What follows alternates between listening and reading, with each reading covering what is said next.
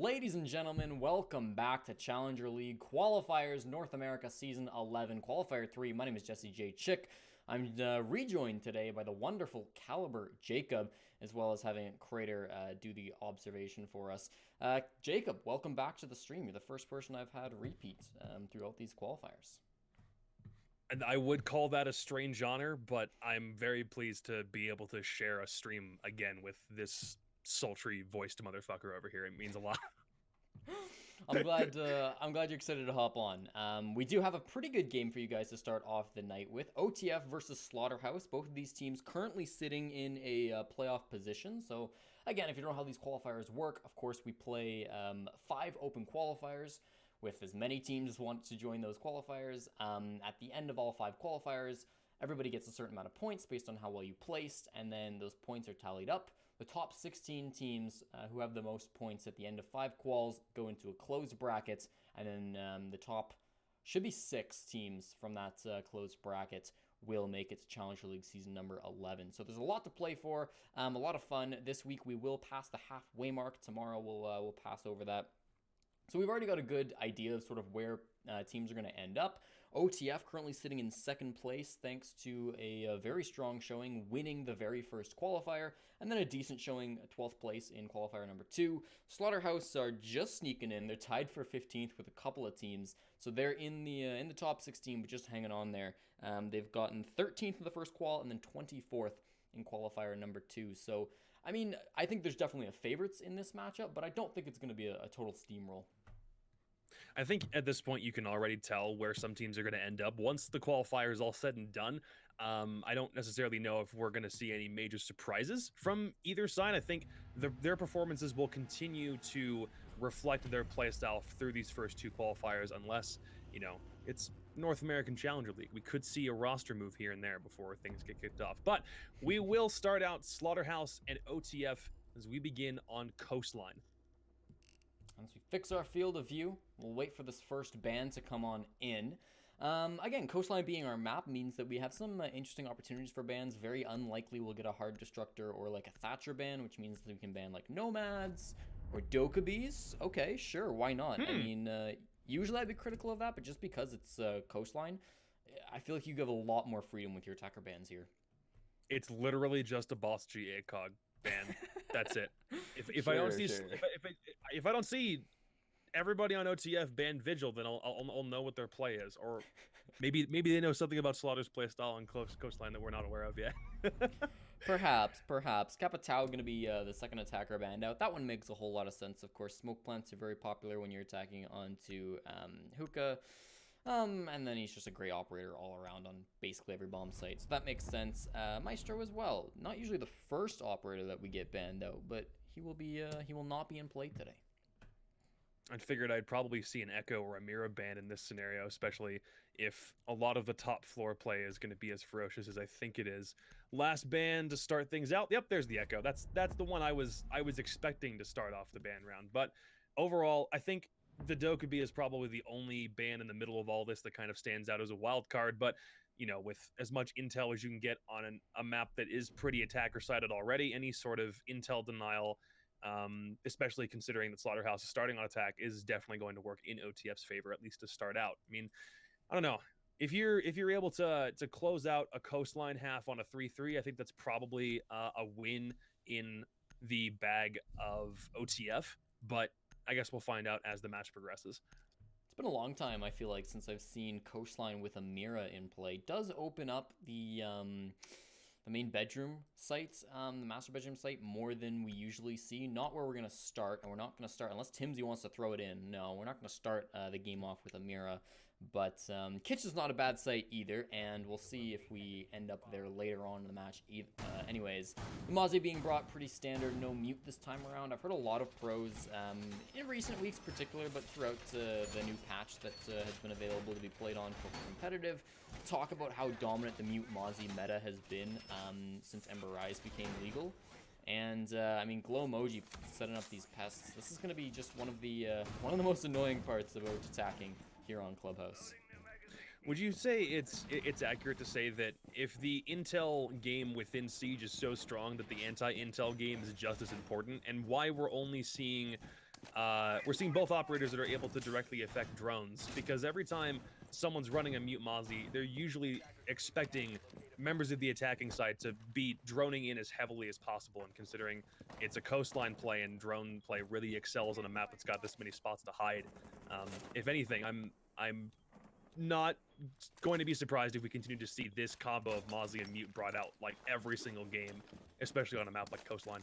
Totally. The anti-information is going to be something to watch out for in any match of Siege. This one's not going to be any exception. Swaggy finding out the Jaeger, so that's going to be aim spotted out inside of the office, and there are a couple players who are in a position to capitalize off of that info. He's, of course, backed off and gone all the way to main lobbies, so he's not going to have to worry about an engagement. Lost a little bit of HP there at the start of the match, but keeping yourself alive is really important. I feel like those early picks can matter a lot in terms of formatting the momentum of the match, especially one like this where you could see Slaughterhouse get kind of rolled over if they're not comfortable in this first matchup. Coming in as the underdogs on stream, got to be a little bit nervous. I feel like it's going to be really important for them in particular to not lose the early momentum. The first line charge goes out and nobody gets spotted because of it. But the clear so far from Slaughterhouse has been strong. I like what I'm seeing so far. It hasn't been too slowed down by the Mozzie either. Ooh, boy. Glomoji taking a little bit of damage, but the Ash will not be able to trade him immediately. He'll stick around in Sunrise a little bit, but Boop wants to try to finish this kill if possible, and Glomoji just trying to stay out of the line of sight to begin with. Anyway, the first frag of this match really could start turning the tide, and Boop will finally clean up. Glomoji's the first man taken off the board, and 90 seconds eclipsed on the round, which means we got another 90 seconds to go. Talking out a Nitro Cell, maybe there's an engagement upstairs, and well, there's your Valkyrie dead as the IQ will clean one up, and Slaughterhouse look to be in the driver's seat for the moment, but there's still plenty of time. They haven't made their way onto site yet, but you're right, it's a pretty effective clear. Not a whole bunch of play up through top floor, as everything did come immediately through security office, and they got Blue Bar basically firmly under their control. And if the Jaeger wants to start to swing around in that direction, everybody from OTF is still trying to cling on to that far B bomb site. They're not really plastered onto Kitchen just yet, and that's where the attack from Slaughterhouse will start to culminate. There'll be a little less than a minute left, and we'll see if they want to make their push happen now. I like this split push that's coming in. You got a couple players in behind, but of course got that main push coming in too. AIM going to find the first pick for his team onto JC. So that's going to be another operator off of the board. The IQ gun going to help with those goo mines, of course, but that 35 seconds, the man count is really what's going to be important here. Wolfie makes that man count a little bit stronger. AIM gets double kills. Oh, vaulting out the window. Looks like the Lion going to get downed as well. So this is getting very dangerous for the attackers. So 2-on-2 at the moment. You don't likely have time to pick up your friend. 20 seconds on that clock. They might actually be going for it, though. So if you can get that player advantage back in your favor, Swaggy will do it, especially with not Nova getting a headshot into Timsy. That's going to make it oh so sweet. AIM is off site, but he's got a strong angle. He's going to vault off in the courtyard. Sees one, but it's only the feet, and Wolfsy will get the frag. Slaughterhouse take round number 1. Very effective clear, especially on the downstairs floor, and ooh, Wolfie with a great angle onto AIM. I see where the Jaeger wants to go all the way up and try to play up top. If he can get a clear on the window, little unfortunate that you weren't able to finish off the Lion from outside. He was down by Timsy's smoke nade that hits all the way on the windowsill of that one window on Kitchen is the way that he was down. Then Lion ends up being the one to finish him off. But that'll move us away from Kitchen, is now it's perhaps a more traditional site to give another shot to, as we'll give Hookah Billiards a shot instead. I think still running a Mute Mozzie combo is a good option. I don't know how effective the dock was in that previous round, but whether or not we see, if anyone wants to start getting cheeky and go over some spawn peaks, look, man, I'm not going to be disappointed. Give me a little something to work off of, a little meme fodder, and I'm all for it. I'm certainly excited for it. Coming back in here, we do have the Mute Mozzie combo being brought out, so they're going to go full send with it this time around.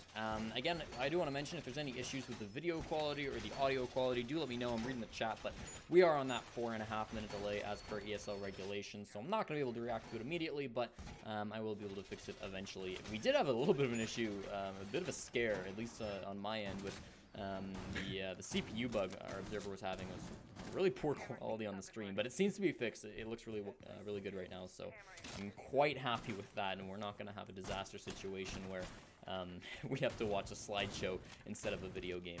Shrines, I hope to God you're not planning on using those bullet holes for anything. Please, have some honor, my man. There's no honor. These are CL quals. Ember Rise is allowed. Please. You run those uniforms.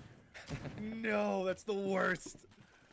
Oh man, I mean, I can't stop him. I think he was putting those, trying to maybe watch a rotate from hookah all the way down through Billiard's wall. So if Wolfie wants to run right in, that might be the perfect spot for Shrines to maybe poke his head through, but no, he's already backed off. His look toward the hookah door as opposed to looking through those holes on Aquarium, as the rest of OTF look to already have that rest of the site handed down. It's two members outside on the hookah stairs for Slaughterhouse. It's actually three of them now outside, looking to make their way push, as Not Nova will start the entry back in through Blue Bar, and ZZ maybe looking for a little bit of action, but he'll rotate back through Kitchen, maybe all the way towards Security Office, or maybe the front stairs. And now this is where the rest of the clear wolves begin, as Boop will start off with the entry frag once again. There's your Jaeger. And now the push will come in, but a very quick frag again from ZZ, as the kitchen hold is now appearing to be the play from Valkyrie, as everybody else from OTF still appear to be locked into sight, and now it's just a matter of where Slaughterhouse want to go with it. Here's the gunfight. Not Nova, of course, finding the Valkyrie. ZZ hiding for his life. He's backed off to a little bit of a corner, and just as he gets pushed, he does lose his life in the engagement. So that's going to be a player's advantage back in favor of Slaughterhouse. I think you can tell that this push has already been a little bit slower than last round because of the mute coming in, but it's also been very efficient. I mean, compared to what you usually see from when Mute Mozzie are on the board, I've been very impressed by Slaughterhouse's speed of their pushes. They've kept it up in this round, losing only the Lion so far. That's not the biggest loss that you have to worry about on Clubhouse, or on Coastline, I should say. Usually people are relatively expendable. There's not a lot of must survives, so no matter who it was, you're kind of okay with them going down. You have that numbers advantage, so I like that a lot. Now they're repositioning. JC coming up onto the hookah balcony, so he can put pressure on that doorway. He's no doubt got teammates inside of the hallways as well. We're going to be looking in, and more likely than not, there's going to be a push from Aqua eventually. But the roam clear was really, really good. Not quite as strong as last time, where you ended up in a 5-on-3, but still very strong as they look to get this takedown. Mozzie already trying to barricade himself on Cool Vibe stairs. He's got a mute jammer as well as an ADS in case someone really wants to start making a push in. Now we just begin to play the waiting game as Slaughterhouse try to get a little bit more intel. I think that is probably the Mozzie spotted out on the stairs. Yep, definitely spotted out. Shrines, I don't know if that's one through his bullet holes, but he's got Boop, so your Ash is dead. And Glowmoji with one more takes another one out on the hookah balcony. So a little bit more gunplay is taken out of play very quickly. And just a big whiff from Nova's. Glowmoji will clean up pretty quick. Last outside on the hookah balcony is the IQ, just looking for anything to try to blind fire. But this is already a round one for OTF before Shrines puts the bullet into JC. We'll even up at a 1-1 round count after a very successful hold all the way on hookah, and everybody just almost seemed like the attacks, or just moving straight into the doorway on the side of Slaughterhouse, seemed a little bit disjointed. Not Nova got to be my MVP of that round, of course. Getting droned out is usually a death sentence in Siege. There weren't any frag grenades or anything there, but you should be able to win the gunfight. You had one person just run on in, of course, going for the plant from Slaughterhouse, but there was nobody there to cover him, which was really key, so there was no return frag as soon as the guy who was going for the plant got gunned down. And then you did have somebody pushing up. Sorry, it was not Nova who was pushing up. Yeah, what am I talking about? Glowmoji being the MVP of that one. Holding down on top of the Cool Vibe stairs. Not Nova kind of messing up. Trying to push up a little bit late and then losing the gunfight even when he did push means that Glowmoji only really had to face one guy at a time. Still though, huge credit to the Mozzie for winning those gunfights, because those are not easy ones to win all the time. Yeah, I think keeping Glowmoji up was really huge there for the defense. Yeah, they were standing pretty resolute on...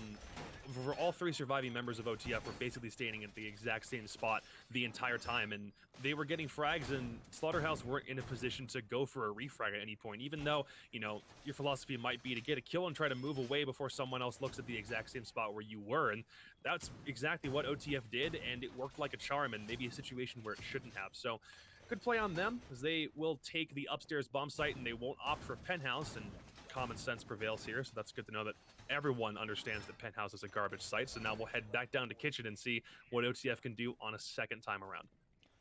You can already see the mute being swapped back in instead of the smoke this time around. Timsy going to change up that operator, and that's exactly what we're talking about. Clearly, the intel denial is so important for the defenders, and I think for the next couple of months, that's something that's going to be highlighted in almost any Siege match you watch.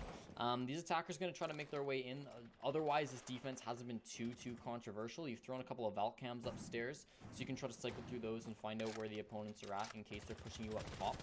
I don't know if you have a lot of bodies up there, but of course, there's always opportunities to rotate here on Clubhouse. There's a Nomad being brought by the attackers to try to stop that out, but you've only brought one. You can't bring, or you're not bringing the the gridlock here as well, so there's not an incredible amount of flank denial. You can get through those air jab launchers at some way. We'll see, though. These defenders so far have stayed relatively elusive. From what I've seen, they haven't really been caught out on those drones. So that's, of course, going to be a huge plus to them. Glowmoji. I mean, if anything, that just speaks to how much the Mozzie and the Mute have already stopped, how much play has come out from those drones to begin with. The drone play won't matter nearly as much, provided you just have methods of stopping them. And in this case, both Timsy and Glowmoji will continue to rock the opposite one in the last round and see whether or not that intel denial game will continue to stay strong.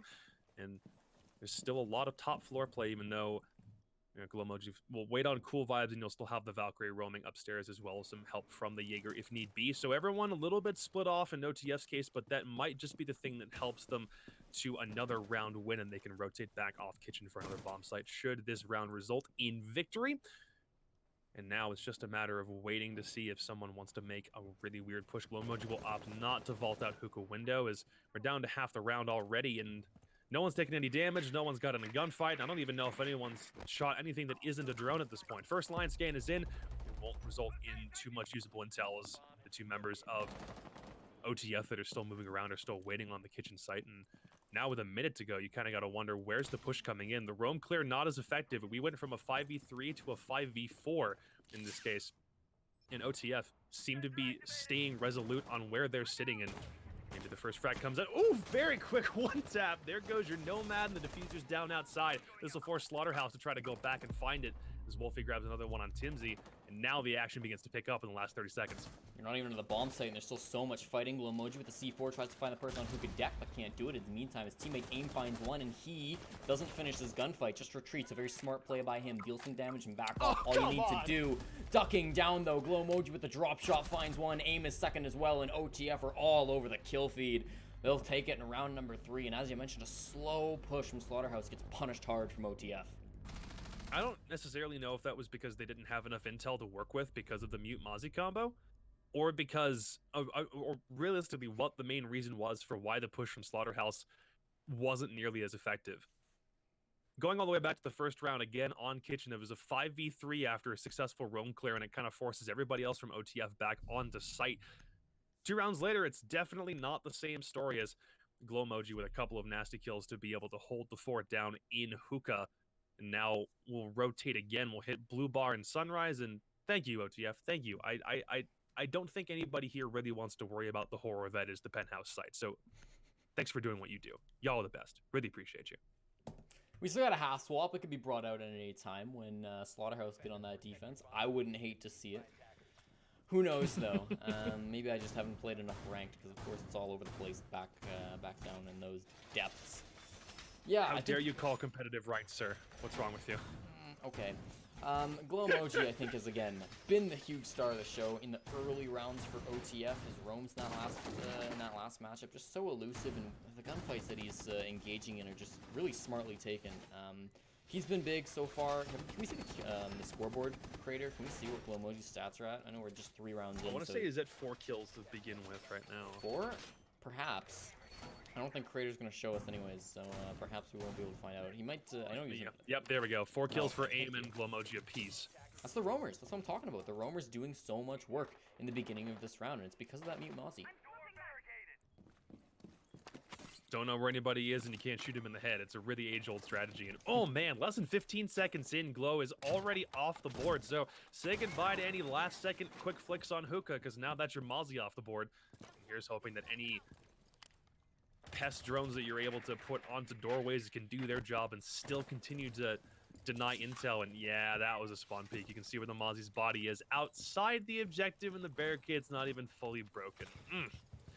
Tough stuff for Glowmoji, but we'll see whether or not that was enough to knock a little bit more time off the Slaughterhouse side. It did a little bit of damage, as now the Ash is down to about 75 HP, but whether that plays a super effect in, is you can just kind of sit back and maybe continue to hang back behind some more kills, as Aim will back off of Cool Vibes. First line charges in and will spot him out, but he'll just rotate back to kitchen and avoid any fights on the top floor, as ZZ will clean one up on Nova very, very quick. And again, your Zofia taken off the board before she's really able to use her gadgetry. One quick fight in, and there's JC to find the very quick refrag, and it's still man count advantage in the favor of Slaughterhouse. All right, so you've equalized things nicely. I'm glad Glowmoji, after I was done praising him, went and threw his life away. There's Shrines with a nice C4 to find Wolfie and equalize us back down to a 3-3. Not very happy about that. You always got to be careful with standing still when there's a pulse down below you. He's found actually another player up above him. If he's gonna go for that, I don't think he can shoot through those floorboards. So he's gonna have to take it up the stairs if he wants to get aggressive with it. But more likely than not, just gonna hold things down. Roam clear's been okay.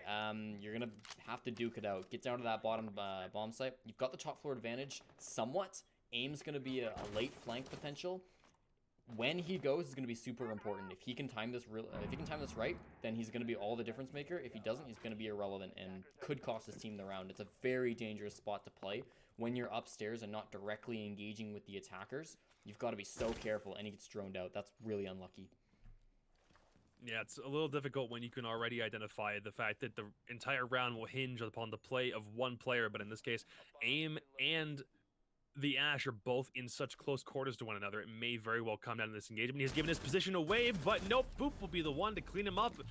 Not very effective on a pre-fire. It doesn't do any damage to Boop, and one very quick one from Shrines is he'll whip out that cardiac sensor, and now you're hoping that Timsy on the smoke is able to deny a little bit more as Pulse is taken off the board. Plant will start to go down to the corner. It'll force Swaggy off with less than 20 seconds left. We'll have to see whether Timsy can move in quickly enough to continue to force them back off the site, and that is Diffuser down in the smoke. Very good kill as he was already on low HP, and Timsy with a 1v2 clutch to pull things out. GC's not able to find him sitting all the way behind Sunrise. Very unfortunate timing, just not able to move back out of the site fast enough with the diffuser. What's that shot from Timsy? Oh, where do you even see the man? Jeez, I need a bath after that round. It was so dirty. My God, Timsy running away with things, showing us how smoke is supposed to be played. Yeah, I mean, really well placed Toxic Babe. Followed that up with a super clean SMG-11 shot. And again, that SMG-11 is a tough weapon to use. There's not a lot of players in Siege that can make it look so easy, but Timsy does. And so huge credit to him in that round, single-handedly saving it. I don't want to say single-handedly. I've actually thought that the final kill from Shrines was also really impressive before he went down. But still, a big individual effort from Timsy to close out that round.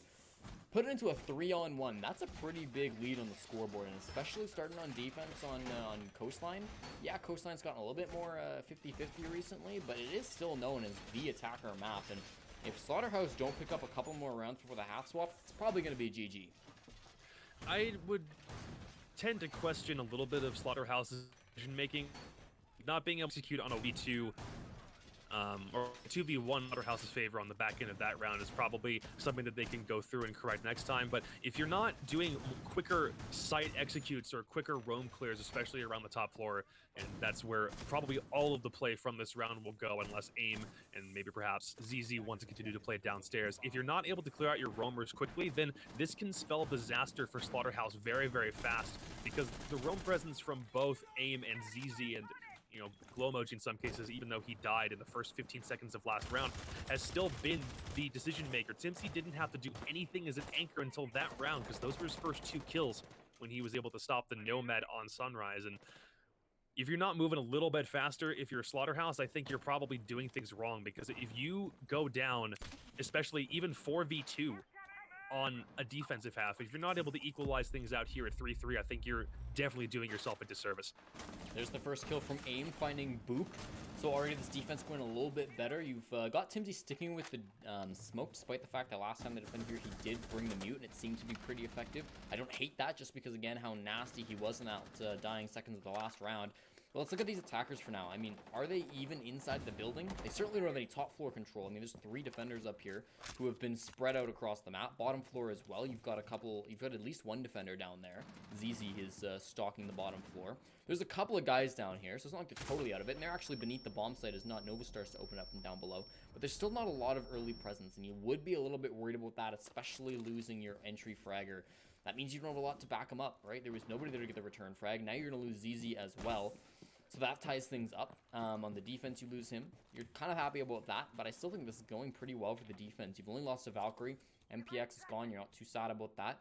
But you've got this player, even out, right? 4-on-4 still. Attackers are starting to go into Aqua. They didn't attack from Aqua last time around. It was more a push coming in from the hookah balcony. But this is still a defense that the defense are ready to repel, and we'll see if they can actually hold on for the last minute of this round, but it still looks pretty good for them. Not exactly as much intel denial coming out this time as it was in the last time they played Hookah, as Timsy has sufficiently swapped off for the mute as opposed, sorry, for the smoke as opposed to the mute, but there's still two sitting in Cool Vibes, and you have to think that at the very top of Cool Vibes stairs that's where you need to be to attack, but Smoke Canister will come out and it will force the plant to stop off of default, and Glomoji's Nitro Cell won't be able to clean anything up either, but the Nomad is still on low HP, so if he so much as touches that smoke, he's dead. Nova will grab Glomoji, and that may force Shrines to also now back off of the Cool Vibe stairs as well, but nope, AIM will continue to hold it resolute, and the Doc doesn't even need to be there anymore. He'll still try to go for a default plant. Will JC is now the diffuser control has now been handed off to the IQ, as the Nomad just doesn't have enough to contend with that smoke grenade, and that'll just waste the diffuser and drop it in a really bad spot where they can't pick it up. Maybe if this outside repel from Slaughterhouse can grab a kill back inside Hookah. Sees one, but he's not able to capitalize, but Shrine will be the one to clean up JC, and he won't die immediately, and there's the Sophia. Just the wrong timing, as there's also one kill that comes from the Nomad. We now sit in a 2v2. He's got to pick up the diffuser and maybe go for a default plant, but no. He's got an angle all the way down inside the blue bar, and he'll just go for a different plan instead, and AIM will clean it up with still members alive for both teams. Is just being able to effectively figure out where he's sitting to go for a diffuser plant. He can't do it behind default because he's got an angle in blue bar. And that's a 4-1 up. One more round before we switch to the half. And I don't really know if Slaughterhouse has an answer for this aggression. I think really that last round highlights the operator selection from Timsy. He's been playing around between the mute, between the smoke, going back and forth. Again, they're fairly similar operators in that they both use that SMG-11. And so he's sort of playing with the attacker's expectations, right? You just attacked on this bomb site 3 rounds ago. They brought a mute. That means Sabana's going to be pretty much useless, right? You don't necessarily need to open up what Parker has called on a few Pro League casts pink. You don't need to open up the cocktail wall. But if there's a smoke back there, then you really do. And especially if there's a mute on the board and there's not a smoke, you can't open that wall because it's going to be mute jams, but there wasn't a mute on the board. So it would have been able to be opened up, but of course there was no Habana being brought out. That let Timsy sit in his corner for a very long time. He was able to smoke it out for most of the round. And then you're forced to push in through Hookah. Shrine started fragging and AIM's down below because you've just thrown all your bodies away at the plant and at Hookah. Really well played. I think the adaptation from OTF, the flexibility, swapping around like this has been huge for them to win this, 4 rounds in a row now.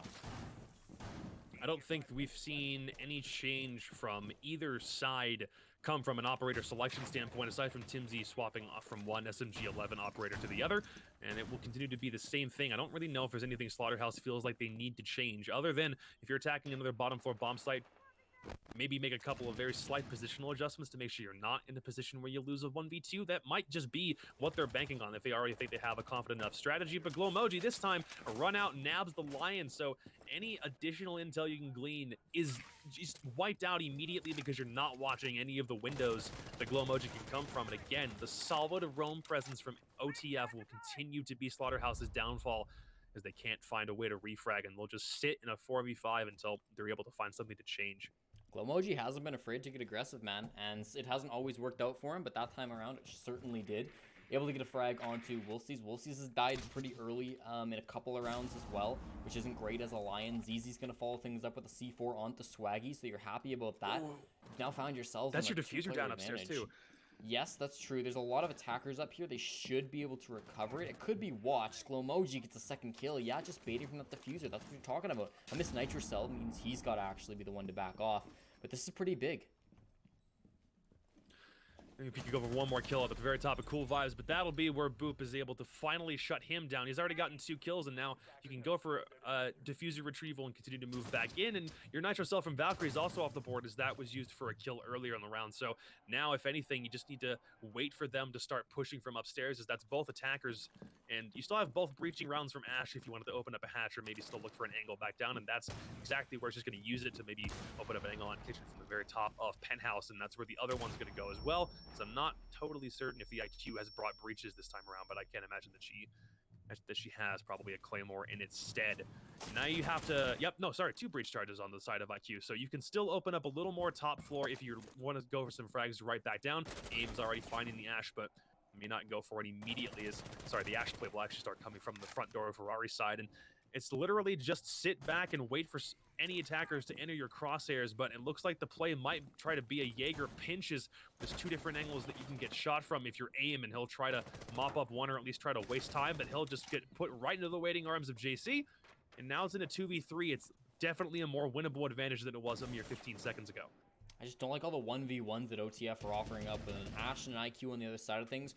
You want to be able to group up a little bit more. You don't have the best guns. You have some good ones, but probably your best just fell. There's a good opportunity, though. ZZ with his second looking for 3. Doesn't get it. JC's on the other end of it. Diffuser's down, but he can pick it back up. 15 seconds. He's got 2 opponents to try to find in this amount of time. Gas canister goes out behind. JC is actually moving towards that doorway, so smart play from Timsy. Doesn't have the diffuser. Not going to go for it. He's focusing on frags. 5 seconds to find both of them. This looks like a lost cause. Charges through the smoke, but on so little HP. On the floor is Timsy, but he can't find the last one. There's no time on the clock.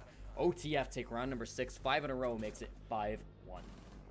Yeah, and Doc's positioning all the way back behind the B bomb site. He just wouldn't have been able to do anything even if he goes for a plant right in the middle of kitchen. So that is a lost cause for Slaughterhouse. And now you're on the defense. Not a advantageous position to be in for Slaughterhouse on a map that, you're right, it has begun to swing a little bit back more in a 50-50 state, almost like with Villa as attacking teams try to figure out how to move around defensive positions on that map. It's kind of the inverse in this case, but it's still not good. It's not the look that you want, especially when you start out on one half and you come out of the gate swinging. They've won one round, the very first one, and now it's 5 unanswered from OTF. And if they're not careful, we could look at a clean sweep depending on how effective OTF's attacks are.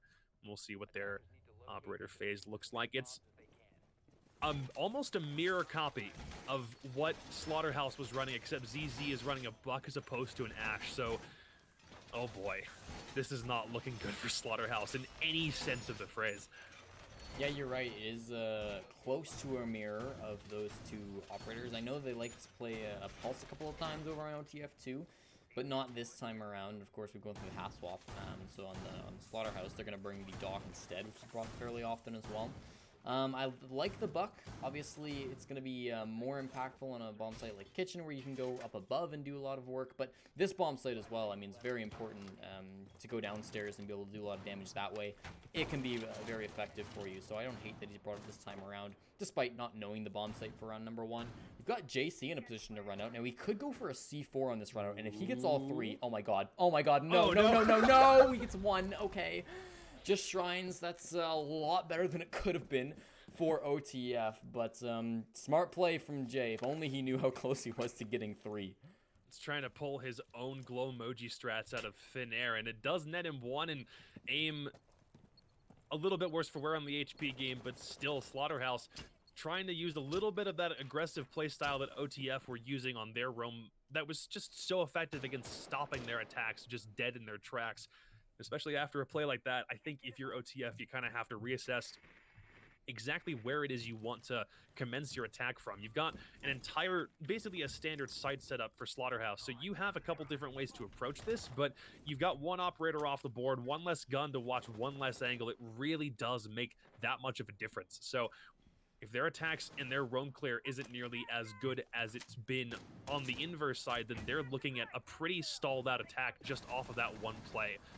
Maybe some attacks will start to come from upstairs, but Wolfie will still hold strong all the way up in Hookah, and I'm trying to figure out where the attack's coming from. It just looks like it's spread out as everyone tries attacking from a couple different sides. Well, you've got to clear out Boop. I think the defenders on this bottom floor are going to be huge, especially since you have that Buck. You have a huge player advantage right now. You could focus the bomb site. There's only 2 guys up there. If you threw 5 bodies at him, surely you'd be able to win that gunfight. There might actually only be 1. I thought I saw 3 outlines. Either way, you've got Boop down inside of the Sunrise bar, and it's going to be the first line of defense as the attackers look to fish out these guys inside of the bars. Having so much pressure down on this bottom floor means that it's going to be tough to take it, and that's exactly it. JC hitting the headshot on a ZZ, extending your player advantage. Now the defense are really looking nice. As they've got, again, a lot of area downstairs. They extend that some more. Swaggy with the headshot on a Timsy. Leaves just 2 attackers. Aim and glow emoji. Aim again, still hurt from that C4, and then another gunfight afterwards.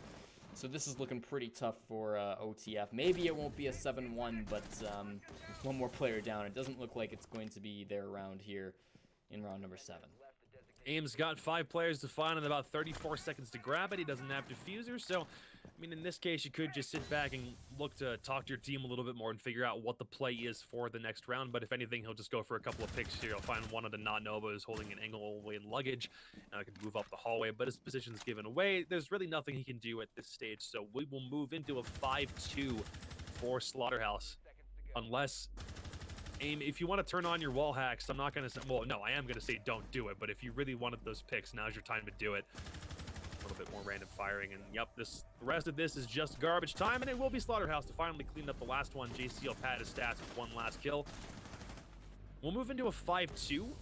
It's not necessarily to say that momentum is swung all the way back in Slaughterhouse's favor, but it does suggest that if OTF were going to play aggressive on their defense, maybe it's something that Slaughterhouse are able to pull out of their playbook as well, and hope that their ultra aggressive roam game can help them succeed in the long run, because they do have a lot of rounds to make up here. I think it highlights a good mindset from Slaughterhouse, right? You start off your half, you're down 5-1, you still go for an aggressive C4 pick like that, and it works out quite well for you, and then you continue the aggressive roam, right? You're holding people downstairs. A lot of times the gut reaction when you're down so hard and you've been frankly outgunned by the enemy team on most of your players, only JC really stepping up for his squad, the play would be just to like hunker down at the bomb site and hope that they don't push you too quickly. But they really got aggressive, as you were talking about. They were willing to roam on that bottom floor and hit them where it hurts. So Slaughterhouse, that's important. I don't know if it's going to give them the game, right? Those aggressive playstyles can be a little bit inconsistent, so it's not inherently going to translate to 6 in a row and you get the 7-5 victory, but it's possible. And I think more than that, it shows that they've probably got a good chance at doing well when you make it all the way to those qualifiers. If you can make it that far, those are the type of qualities that CL teams definitely have, and you need to have to become a CL team.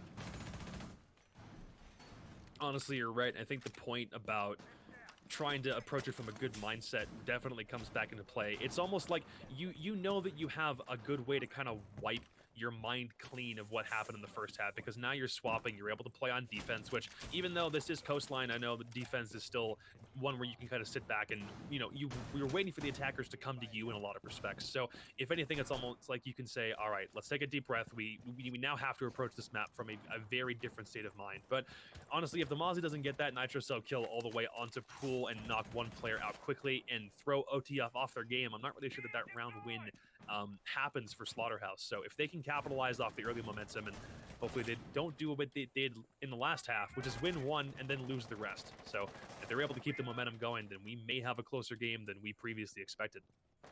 Boop taking the brunt of the early damage. Half of his health is going to be off as he tries to hold inside of the bar. This has been a position where a lot of defenders have seemingly lost a lot of HP, but managed to stick around for some time. He's going to get docked up, actually, so really well placed. He was actually moving when he got shot by that stim pistol, so hey, shout out to Wolsies for hitting a shot like that. Here's a shot through the soft wall. JC trying to find him. Looks like Aim will get down. Believe that was the same engagement. You can see the outline on your screen. Yeah, that's definitely going to be Aim. He picks himself up, of course, on that Zofia. Can withstand. Will he? Yeah, he's up now and running around. Unfortunately, Boop goes down, though, so this is going to be a player advantage flipped. A 5-on-4 turns into a 5-on-4 the other way, and these defenders may not be so lucky in round number 8. Still have a lot of HP that's been taken off the board. Aim's taken a lot of damage, and Glomoji's not really better for wear on his side of things either. So if you're the members of Slaughterhouse, all you need is a couple of bullets to knock a couple of players out. So hopefully you're able to just get yourself into good positions to wait for gunfights to come to you rather than getting super aggressive if that is indeed how they want to play it. You can swap to a more conservative mindset midway through a round if you think it's beneficial. That's kind of where JC will sit. He'll just wait for a push up in Aquarium and maybe see if he can't capitalize on the buck. But no one's making a push quite up by where Mozzie sits, and now you can start to apply a little more kitchen pressure. You've got plenty of time, and you've got all your members still up with diffuser control. Nothing for OTF is really against them except for the time, because they still got 4 players at full HP that they want to find. And Buck will get taken down as he's probably droning. There's JC with his first kill of the round, and that's ZZ down immediately. So definitely, if only you're working off of HP factor, it's a little bit more in Slaughterhouse's control, but you still have plenty of time for them to make a move. Ooh, can't quite get a kill on the dock. Maybe Sophia peeks back in. Nope, the Nomad will still try to go for a cross. He's been found out. He only takes a little bit of damage, does Timsy, and just play the bullet hole game. He'll wait for someone to show his face, and that's where Shrines will get one very, very sneaky kill onto Wolfie. Now, the rest of OTF can begin to collapse on site. There's only 20 seconds left. JC will find his second one, and maybe he'll now have to continue to clear out top floor roam or maybe move back downstairs. Flurry of kills again, and we move into a 2v2. Diffuser has been down as the Nomads have been killed. Very quickly picked up by AIM, but if he goes for a plant, keep in mind that Smoke does still have... No, he doesn't have any Toxic Babes left, so he might be in a position to go for a plant if Shrines can provide some decent cover. As he just misses one as he comes in for a rotate. Maybe he'll still nab the kill as the Nitro Cell will come out. It won't land in the right spot. And now JC has to go for even more frags, but he can't get back through the hole in the wall fast enough. That's exactly where AIM is going to go. A round that could very quickly have gone against OTF with only a couple of seconds left to get the plant down. Smoke doesn't have any Toxic Babes left to deny. Zofia had so little health on the board. And OTF now sit on match point on Coastline, and they've got plenty of opportunities to get this right. JC versus the world in, I was going to say that last round, but honestly, the whole match, he's been phenomenal, but the rest of his team really aren't supporting him to the extent that they need to be. I think, look at that last round, you find yourself in a 2-on-2, and you go for an interesting rotation. If they had read the attack correctly, then that could have worked out really well. If they were going to be planting inside a kitchen, maybe they'd vaulted in through the window or something, you definitely could have found yourself in a position to get some good flanking frags. Both the Smoke, Swaggy going through a rotation hole to be able to try to find somebody inside a kitchen, and then also, of course, JC just pushing in from Cool Vibe stairs. Those would have been great positions if they had not just planted inside of the storage room. So that was a pretty safe plant, and then you just wait for the attackers to push into the small doorways or small holes, and I mean, it was well played by OTF to hold down that post plant situation. But yeah, I would have liked to see maybe just a better read from Slaughterhouse. I also think just on the roam clear, the aim was a little bit better from OTF. There were some clean shots there. They seemed to have good coordination on their call-outs of where players were at, because there were some good peaks coming out from them. So a good roam clear combined with a little bit of a slip up in that final 2v2 from OTF, or from Slaughterhouse, means that OTF are going to put themselves on match points. And again, they look like a beast. There's a reason why this team got first place in qualifier number 1. And they've been able to keep that momentum up through Qualifier 2 as well, even though it wasn't nearly as star-studded of a performance. If you're still able to pull out as many rounds as OTF has through 2 straight qualifiers, it definitely sets a good tone. And whether or not that plays into the mind of Slaughterhouse, because remember, through Swiss stage, these guys haven't played each other yet. And through 2 qualifiers, if you have had as much good play as OTF has had, if you're Slaughterhouse, hopefully it doesn't really get into your head. You can't let it get into your head by knowing, oh, these guys, you know, placed first in 1 qualifier, and they've not really dropped off on their momentum yet, despite not having the same measure of success. JC waiting for somebody to push through the hookah balcony. Nobody's there, though. Now he goes for another peek, but again, no one there. Him dying early could be the end of the game with how important he's been in this matchup. Now peeking the kitchen window, I guess he decides it's best to keep his life. Not a bad decision by him. You take a look at the way that OTF have been attacking, and it's been pretty slow and steady. You know, this is not a lot of running in and going Rambo style, right? They've been pretty cautious with this. It is kitchen again for round number 9. Here's an engagement from AIM, who's looking to find somebody. They look like they were setting up a barricade or something way through the soft walls, but nobody dies from that. A little bit of health gone on 3 operators on the board, but that doesn't mean that anybody's in real danger. Oh man, AIM a little bit unlucky. Could give Not Nova an opportunity as he's creeping through security room on his belly now. He's got those goo mines out as well, so he can try to find somebody, but this is gonna be a tough one. There's still a little more presence coming up from the top floor, and that's where Mozzie and Glowmoji will both start to feed off one another. As the intel comes out, Mozzie will need to move back in, but there's the Jaeger to still keep IQ pinned down at the very top of Cool Vibes, and no kills again. There's HP traded, and there's a dock on your defensive side, so if you're Slaughterhouse, you can still kind of get yourself back up if need be. With 2 minutes left, finally, your first kill comes from AIM. JC is immediately dumpstered, and you still got 1 more in security if you're AIM, if you want to really start to close this one out. The opening frags, especially after the first round of each half, have just been devastating on the side of Slaughterhouse, but now man count will finally swing back in their advantage. Wolfie grabs another one, and your Jackal and your Nomad both off the board, so your roam clear and any additional intel. Now, all of a sudden, your lifespan is shortened. 1 quick frag nade won't take him down, but the rest of the kill will, and doesn't seem as though he's going to be able to clean it up, as it's still 2 members of OTF are left, and he'll just get picked right back up, and your ACOG is still in play. Diffuser's in the control of aim. He could theoretically go for a plant now, but he has to know that there's one that's right on the opposite side of the wall. He's got to look the other way, maybe go for a quick kill, and the SMG-11 will clean him up right through the rotate. Now it's all down to Glowmoji. Doc's on low HP, but he's still very much a threat as he sits back behind. He's got to rotate all the way in blue, and won't go for the shots just yet, and Glowmoji will opt to get aggressive and go straight for it, but he's still got Swaggy back behind the shield. Diffuser is firmly in his control. Glowmoji's got to go quickly if he wants to go for it, and it will not be. Swaggy nabs the final one as Glowmoji's not able to complete the clutch. He goes aggressive on the dock, back inside blue. Very quick SMG-11 spray, and Slaughterhouse now beginning to bring things back. It's the first time that they've won a round in this match that wasn't the first round of the half. Jesus, that almost slipped away, though. I mean, man, oh man. You could really tell Glowmoji wanted that win. Almost clawed it back with a 4K. Unfortunately, just a little bit too slow to vault over the shield. It's a tough spot. Really well played by Swaggy, I should say, as well. Hiding behind that shield, you know he's got to vault you, and whilst he's vaulting, he's going to be at a huge disadvantage in that gunfight. So I love that play from Swaggy to just bait it out. That was clearly the right call. Puts Slaughterhouse up 3-6, or down 3-6. Puts them up on the round, though, and keeps them alive inside of this match. And I see some good stuff from them, right? They're starting to come back here. Even though JC went down early in that round, some other guys popped off. You had some big players in that round, so you're able to stay alive for one more round, if nothing else. Wolfie was pretty huge in that. Of course, that third engagement that he took inside of the lounge right outside a Lamborghini doorway. Winning the gunfight, it was a trade, but of course, the dog, he could have picked himself back up. He had a teammate. I think it was not Noble to pick him up anyways, so it wasn't too big of an issue. I just love that aggressive play from Slaughterhouse. Again, willing to go for peaks, willing to take those gunfights where you're not always going to win, but you're catching OTF off guard. There were a couple of fights there where OTF just weren't expecting somebody to be where they were, most notably Wolfie in his first 2 kills, and that's paid off quite well for Slaughterhouse. Not to call Coastline a guaranteed victory if you're able to execute on your attacks, but that's 1 chance out of 3 chances for OTF to really get their defenses wrong if that does be the case. And JC will go for a quick spawn peek and find 0 of anything back in Ruins.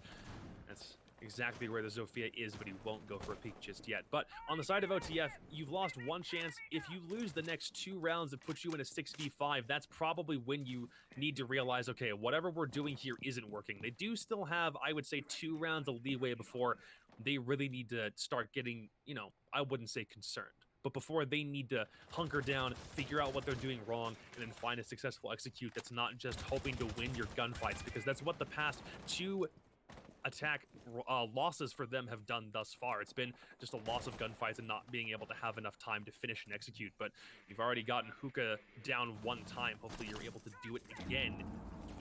A minute off the board. We're still waiting for some HP to get traded, and Nova, if that yeet gets all the way on the roof and someone hits it, I will buy you a beer. There's no way that hits anything. Maybe. I mean, if there was a Habana on the board, it could stop the Habana, slow him down, give you some information. There's not, though. I'm just going to watch the entire attacker board right now to see if they take any Legion damage HP. Like, I'm dead set on this not working. You never know. Wolfie's in a position to find a gunfight, and he saw someone. It was Glowmoji for just a second, but he peeks his head in. So he's going to be okay. You're just sitting down on the Hookah deck, and Glowmoji looking for this frag. They're engaging some damage. Wolfie's takes about 25 gone, but he can heal that back up, so he's not too worried about it. It's been an equal exchange so far. They're not too eager to get into anything here. No scraps at all. There goes the first lion charge. Not Nova takes down aim, so the attackers clearly not utilizing those lion charges to the best of their ability. Tins is going for this plant, and he gets it down. It's a 4-on-3, 4-on-2. The attackers have lost their lives, but they at least got that plant down, so you're not too worried about it. You've got to hold on. ZZ and Timsy, the last 2 members alive. Shrines with the double kill, thanks to that Claymore. Finds Wolfie a little bit uncautious as he's going for a bit of a flank. Not Nova coming around from behind too. They've got to watch out because Timsy is in a vulnerable position. Not Nova, is he going to go for it? Oh, doesn't know from the roof. ZZ covering his flank means that player, Not Nova, going to go down. This diffuser more than half gone. Boop is inside of Aqua looking for this frag. ZC's got a contest as well. Boop is about to find himself in a gunfight, not looking the right way, but it's a trade 1-for-1. JC, does he have the time? Running around is ZZ, pistol in hand. There goes the counter defuse. JC is on it. ZZ knows he's there, but can he get the shot off? Yes, he can. OTF take the first match in qualifier number 3. and continue their almost perfect record inside of these qualifiers, taking down Slaughterhouse 7-3. Are you kidding me? Timsy gets a plant down. It turns immediately from a 4v3 to a 4v2 post plant. And zero intel on the side of Slaughterhouse can be used to figure out where these last two players are. A Nomad and a Buck. That's it. That's all it takes to turn everything back into OTF's favor. On a match that we didn't think was going to be nearly as defender heavy as we thought going into Coastline, I don't understand how you lose that 4v2 so effectively. Props to OTF. They will continue their momentum rolling back through these qualifiers, and we'll see whether they're able to pull out nearly as much success in their next two matches tonight and the rest of the matches this week. But holy hell, Slaughterhouse with a massive choke at the end. That's not what you want to see. The way she goes, though, luckily for Slaughterhouse, they're not out of it. They've got a long more 8 games to prove themselves, assuming they don't rack up at least 2 losses. We got a bit of a break, of course, about 15 minutes before the next matchup starts. So go to the bathroom, go get some snacks, come back after that. We'll be here with game number 2 of Qualifier 3 for North American Challenger League Season 11. I'll see you then.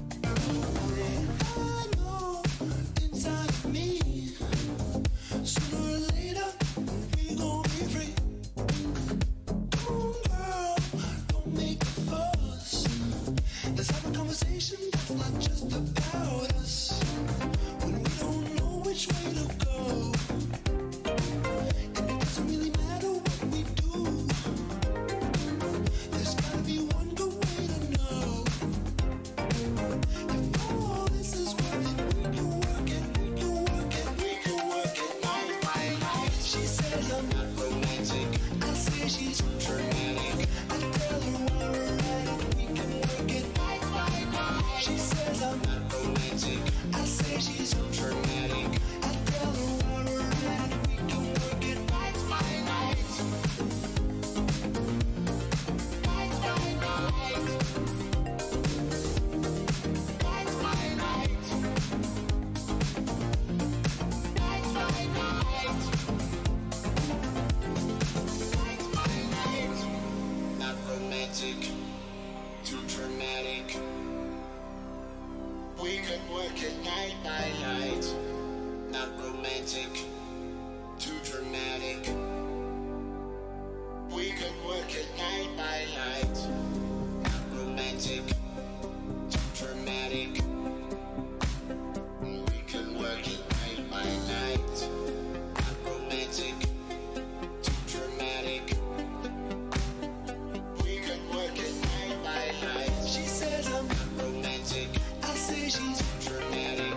I tell her when we're at it, we can work it night by night. She says I'm not romantic. I say she's too dramatic. I tell her when we're at it, we can work it night by night. She says I'm not romantic. I say she's too dramatic. I tell her when we're at it, we can work it night by night. She says I'm not romantic. I say she's too dramatic. I tell her when we're at it, we can work it night by night. She says I'm not romantic. I say she's too dramatic. I tell her when we're at it, we can work it night by night. She says I'm not romantic. I say she's too dramatic. I tell her when we're at it, we can work it night by night. She says I'm not romantic. I say she's too dramatic. I tell her when we're at it, we can work it night by night. She says I'm not romantic. I say she's too dramatic. I tell her when we're at it, we can work it night by night.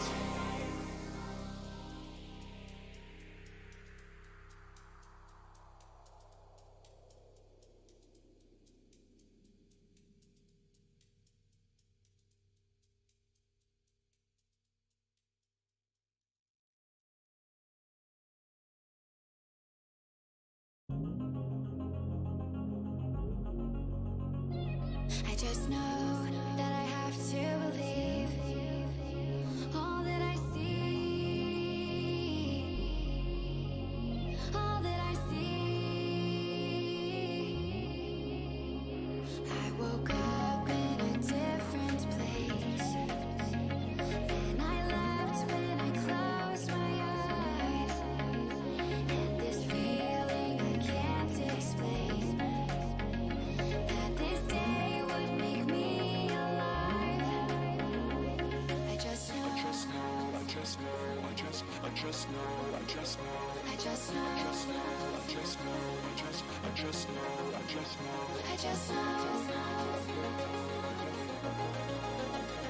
I just know. I just know. I just know. All I see is you. All I see is you. All I see is you. All I see is you.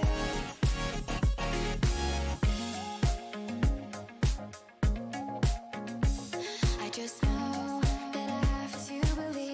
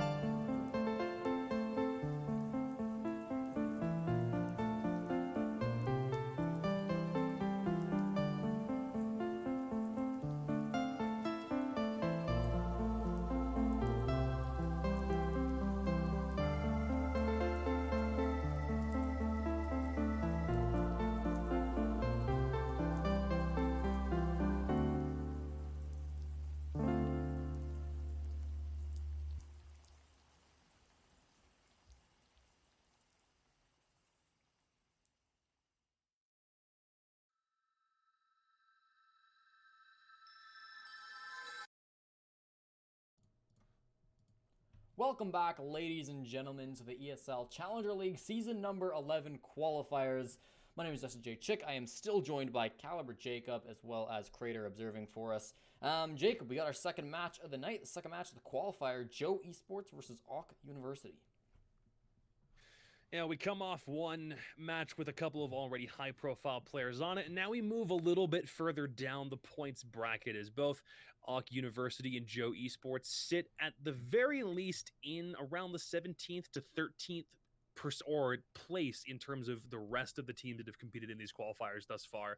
So both of these teams, from a points percentage, still have an opportunity to make it all the way into the 16-team bracket towards the end of the qualifiers, but they'll need to keep this performance up, and I don't really know if either one of them can afford a loss. If their performance through these qualifiers thus far is an indicator of how their performance will continue to spiral up or down, then I'd say both of them are probably really looking for this win. Yeah, Joe Esports have done a little bit better. They got 7th place in the first qualifier, but then dropped down to 33rd in the second qualifier. Auk University got 12th place in the first qualifier and then 30th in the second qualifier. So, both of them played significantly better in the first qual than the second qual. Keep in mind that those positions, 12th to 30th, that's probably just 1 or 2 games that separates those two positions. So, every game really does count. For these two squads, they should be relatively even if they both slipped up a little bit more in week number 2 than they did in week number 1. They're relatively evenly matched, at least in terms of their previous results. So we should see a good game out of these two guys. Playing on Clubhouse as well, so one of my favorite maps to watch personally. It's one of my favorites too. There's a lot of different ways you can do everything on Clubhouse. It's not a border type map where a lot of things get done the same way every time. It's really one that you can approach in a number of different ways. But one thing that we can do for the second match of the night as opposed to the first one is we can look and see how both teams fared in their first matchup of the night. Joe Esports coming off an 8-6 overtime win, and Auk also coming off of their last match with a win, I believe it was 7-3. So they're already 1-0 in this qualifier, and to drop one already on the first night, and again, as we've already mentioned, considering how high they are in the CL qual standings at the moment, it really does speak to how important it is for both of them to try to at least keep this one win momentum going for as long as possible. I would be a little bit worried by that first scoreline you just read out to me too. These are two teams that you'd expect to have relatively easy opening matches, right? It is all random, but I went through the games in round number 1 and just picked out the interesting looking ones, and neither of these two teams in my mind had what should have been close matchups. Joe Esports played against Prodigal Esports when they dropped 6 rounds and had to win it in overtime. That roster consists of Acro, Exist, Kratos is Thick, Ori, and Range. I've never heard of any of those players. That's not to say that they're bad, but it is a little bit concerning. There are some red flags going off in my mind that they did lose so many rounds to a team like that. A 7-3 is more what you'd be expecting from that, from these calibers of squads in their opening matches. So maybe it's just a tough opening game. Maybe the other guys are huge underdogs that we're just not seeing. But I think we have everybody in the server, and everybody is ready to go. So after a little bit of a delay, Wimpy was having troubles with wires, we should be able to get into this one. And as you were mentioning, it's very important that you don't drop any matches in the first day of qualifiers, because these losses, they carry over for the next 3 days. Joe Esports versus Auk University coming into Clubhouse. Even though both of these teams do seem to be evenly matched, Joe does have a couple of places on Auk University, but that still isn't to say that that's going to be a marker for a one-sided match going either way. This one, regardless of the statuses of both teams, should still be a relatively close one. First attacker ban off the board, and that is your Maverick. That's standard for Clubhouse. If a Maverick is still in play with the number of things that you can trick, especially if you're playing upstairs in server, that's kind of becoming a default one at this stage. And if you wanted to take anything else off to continue playing on Hard Breach with Joe Esports first attacker ban, that wouldn't be that surprising either. We'll wait for it. And it's your Capital. Yep, so you're talking one Hard Breacher specifically, at least in so far as Maverick is a Hard Breacher, and a little bit more Hard Breach or counter Hard Breach denial with Capital removed from play. And the second ban from Joe will come out relatively quickly, as now we have a Mira. So, all right, give me your pick. Who's the last op taken off the board for defense? You really only have a couple of options if you're on Clubhouse. Should be Maestro, I would say. More More often banned than Echo, I would say, on most maps when you're looking at Clubhouse, but Echo wouldn't be too weird of a ban. Yeah, they'll go Echo instead. Valkyrie also wouldn't have been strange, but just given that Mira was the first one, you kind of want to get one of those anchor operators off of the board because they can be quite powerful when they're both up together. Maestro's going to keep the garage hold nice and powerful with him being on the board some still, but of course, I mean, nobody's going to call an Echo ban a bad ban. Yeah, I think there really isn't a way for you to get around, a Maestro or a Mira or an Echo, really, in any situation, just because of how strong those operators play into really any map. I think it's difficult for you to find an opportunity to not use one of them, but in this case, it does still leave your Maestro in play, so if we don't see Auk opting to take Maestro on every single defensive round, I would assume that there's a very good reason behind why you want to deny yourself a little bit more intel. And if I'm remembering correctly, you do have the Valkyrie as well. So every cam in the world should be operating on the side of Auk University. It'll be up to Joe Esports to try to knock that out as we will begin on gym bedroom as opposed to in server room and cache.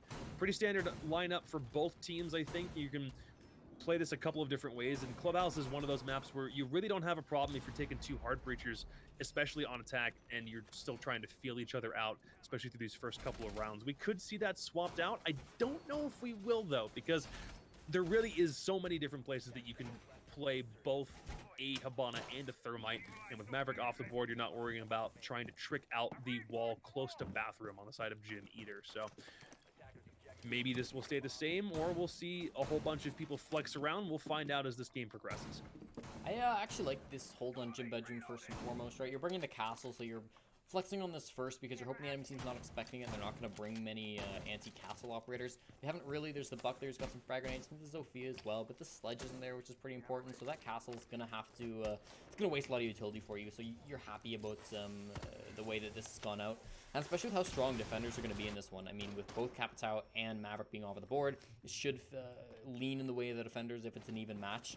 So you should win this one. You should be able to win the other bomb sites as well. Something kind of has to go wrong for you to start losing rounds on defense with bans like this. So no, I like the change in setup. They have put the Jaeger pretty far off site. It's just inside of cache where they rotate onto the red stairs.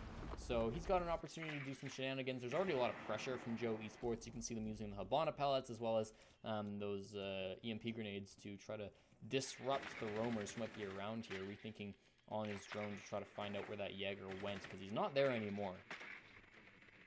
There's already a lot of control that's been assimilated here for Joe Esports. If they start to move in a little bit faster, I dare say they probably have all of cache and server under their control already, and as soon as they can lock down construction, they're probably set to move right onto bedroom if that is where the play is their priority. But we're also maybe looking at a hard breach on the opposite side wall, so that should be both exothermic charges coming down, because you can't get Mute back in there fast enough, so the wall is blown open, and actually might be Mute in a pretty advantageous position to maybe throw a Nitro Cell up onto the bottom of gym and maybe go for a quick frag if someone wants to head in that side. And a minute gone of the round, no HP traded back. We'll continue to play Ring Around the Rosie to figure out where this attack is coming from. It's opened up two angles, so one on the bathroom side and the other one on server. Both breaches have been opened, so there's plenty of avenues for the defenders to have to work around. As there's your first frag, finally clicks, knocks out Snoop, and your castle has already done its job if the barricades have been set up. But now with less than a minute to go, it's not looking too great for your defense, but they still look to be locked in, and they shouldn't be moving from those positions too much.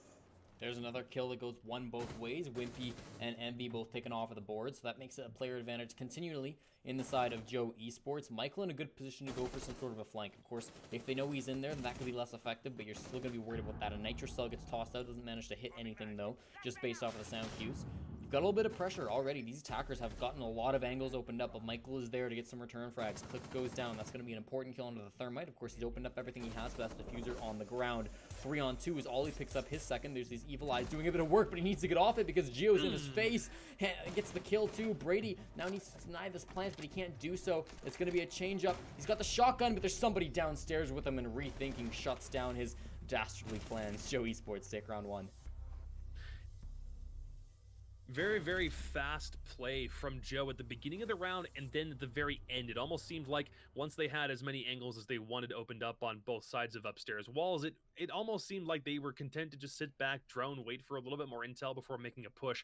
I was about to say that if that was a round lost on their part, it seemed like they got off to a very quick start and then faltered off. But nope, they managed to clean things up and knock out all of the rest of the top four Pleasants, and then trying to just leave a mute downstairs to go for an SMG kill through a hatch, and it's not even close to where the diffuser was sitting. So good on Joe to grab one more frag downstairs to clear out any potential for a Nitro So kill back up through a floor. As if I remember right, Brady was already waiting with a shotgun, and he was, I think pings came out as well to give him the location where the diffuser was going down. So well played on Joe's part, and we will head downstairs into basement, and we'll hit up Church and Armory as opposed to heading back upstairs. And this is one of those instances where you can move to realistically any site except first floor if you don't win the first one, and you can bounce back and forth between either one. Whether or not you wanted to complete a specific site rotation is completely on the shoulders of Auk University. If their plan is to head upstairs then back down, or maybe even go for a server play, it all kind of depends on how their previous round goes first,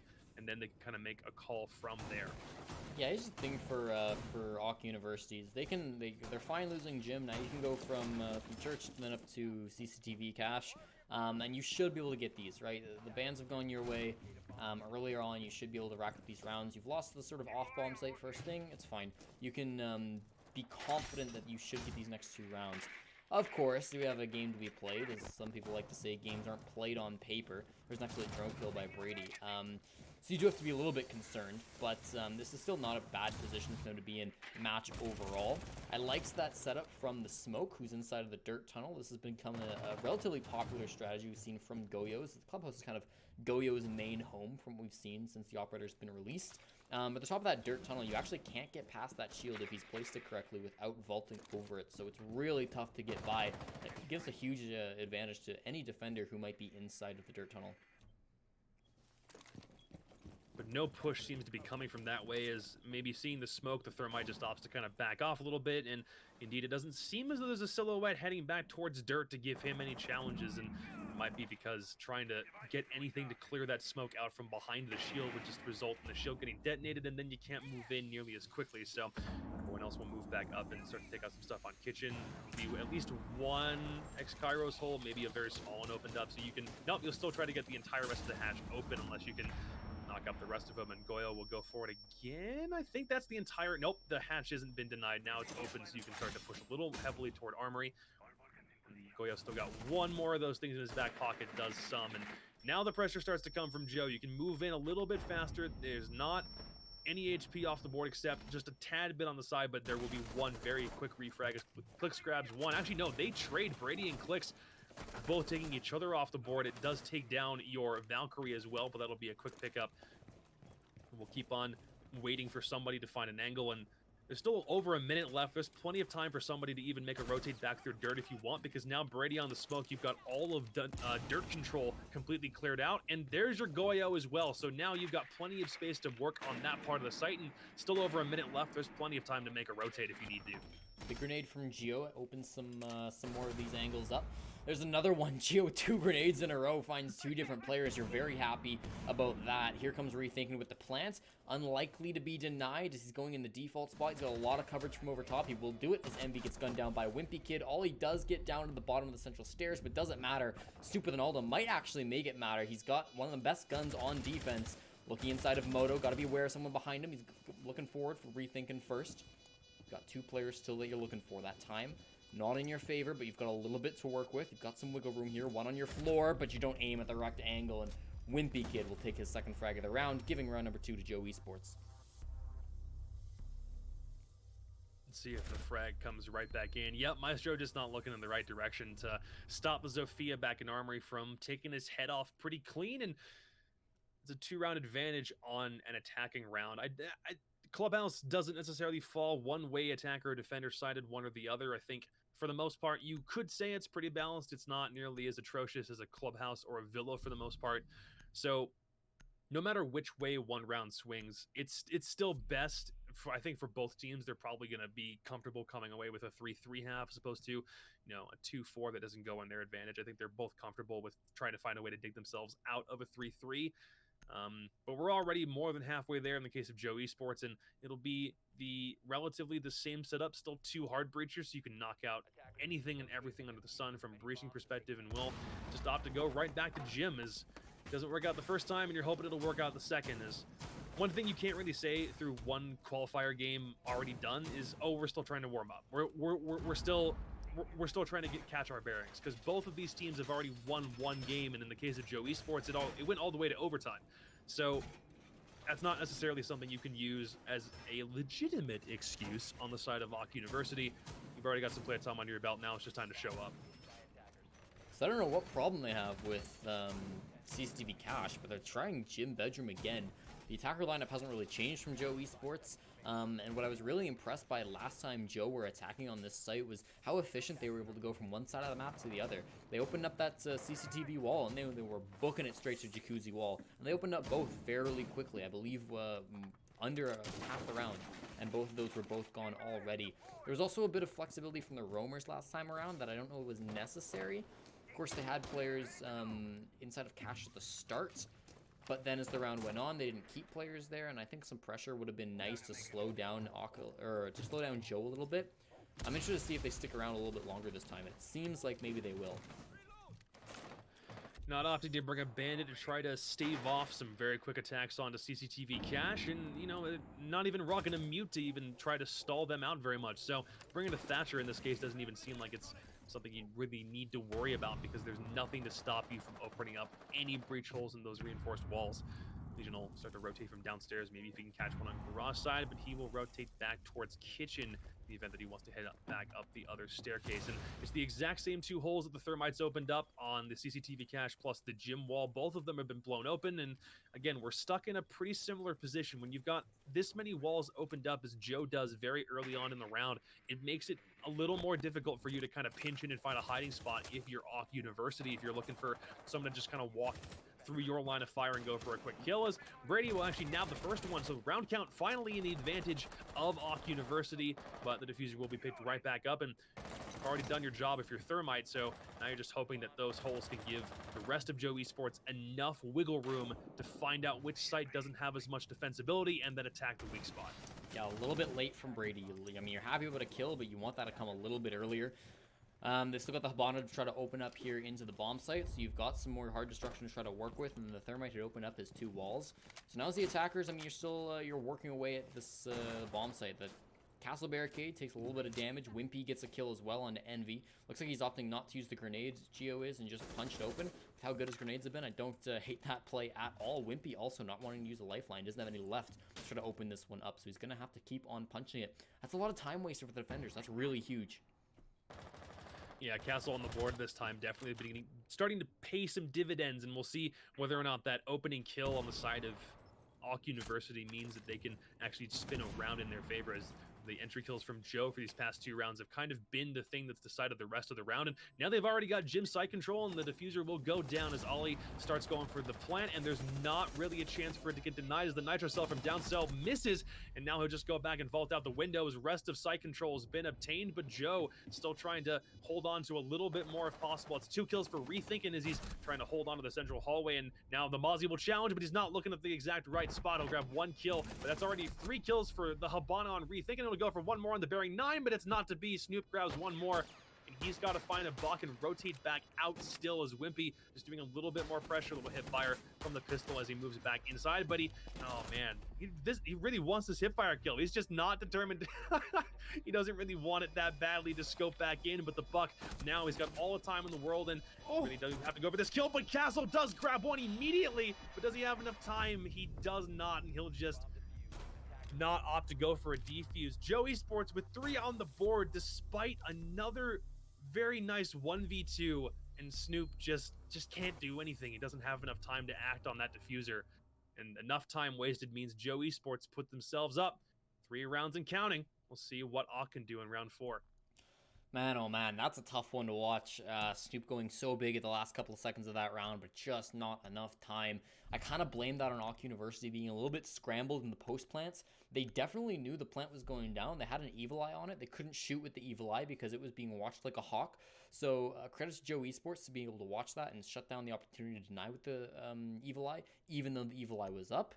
But then, like, all hell broke loose. I mean, you could tell that Hawk University were just running around. They didn't have info on where Joe Esports players were, whether that's because all the utility and cameras had been destroyed already, or whether they just didn't bring enough, or maybe the comms weren't super clear. Tough to say, but I think you're still a little bit sad if you're looking back on that in your Hawk University. That's your third defensive loss in a row, and on Clubhouse, that's a big deal, especially with the way these bans have gone. You should be getting more rounds. Maybe it'll be an anomaly, maybe we'll see it go 3-3, or maybe it'll be an attacker side of the map and Hawk University can claw things back, but I'm still very worried if I'm AWK.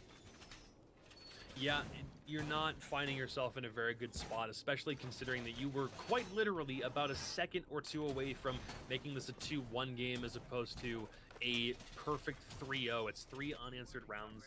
And Joe, to their credit, isn't necessarily doing anything wrong. I think the amount of pressure that they're applying onto every single side of AWK's defense in most cases seems like it's paying great dividends. They're not really in a spot where they wouldn't want to be. Even, being down by 1 round is something I was trying to emphasize before being proven wrong. The entry frag kill, the first kill that turns it into a 4v5 back on the side of AWK, still turns into a round lost on their end. So credit to Joe. They've got a lot of confidence. They're coming off an overtime win. They're 3 rounds up, and now showing that even being down in a man advantage even once isn't really going to be enough to stall them out. So finally they go CCTV cache, clearly not the bomb site they're trying to shy away from. If they do well here, maybe they'll be wishing that they'd gone to it earlier. Envy all the way down in the basement using that cardiac sensor on Pulse. Could be a little bit of late game play. He probably won't get flushed out because most people aren't expecting a Pulse when you're holding on this bomb site, so I kind of like that. Michael with an interesting flank as well. He's about to find somebody. Oh no, as he's destroying the barricade, Michael takes a bit of damage. Looks like he'll escape with his life though. His teammate taking some flashes as well means he's going to be okay. Retreating to his friends now. He'll be fine, but that was a dangerous situation. He only takes a little bit of HP, but I'm not even certain that the player firing through it, if the Habana even necessarily knew that Michael was sitting back behind it. So, I mean, he won't do an incredible amount of damage, but at the end of the day, it's more to the Habana than it is to the Jaeger, so he can continue to sit back wherever he wants. As they still do have the breach open, but this time, because they're playing CCTV cache, the priority is not to grab the gym hallway. It's now to give plenty of time for Habana to open up some sight lines onto both of the garage doors. But now you've got a Kaid and a Bandit, so now hard breach denial is definitely more of the play, if only because you're bringing 2 of them, and Mute has been swapped out almost, I think, fully for a smoke at this stage, which is probably going to help if you already have 2 operators who can stop the Habana charge from already busting through garage. But it does seem as though those holes, both holes in both garage doors have been opened up. Ollie grabs his first one on Michael and rethinking now. Everybody from Joe starting to push in really quickly, but now it's only a 3v2 as it's still 2 members up from the rest of AWK, but they don't really have a lot of chances to deny as it's a battle between the Habana and the Bandit on the top of red stairs, waiting for whoever wants to make the first move. Whoever moves first gets the kill, and it'll kind of be up to Brady in the meantime to see if he can't deny from garage. There's 1 breach, 1 top garage, and 1 bottom red. So now the challenge becomes who moves and peeks in first. Is you do have pretty good site control if you're the rest of Joe, but some will grab 1. Now it turns it into a 2v2, and this is probably the closest round that we've seen thus far. Only 15 seconds left, and we still need to push in a little bit faster if you're the rest of the members of Joe. And some will grab 1 kill on a Nitro, vaulted over perfectly, but now you have to find some. He doesn't have his Nitro cell anymore, does the Bandit, but now if you're Zofia, you just got to go right for a default plant. And I think that's kind of already what Some is aware of. He'll need to rotate back in quickly, but the question is which site. And very, very quick, it's a matter of who can get back around the box fast enough.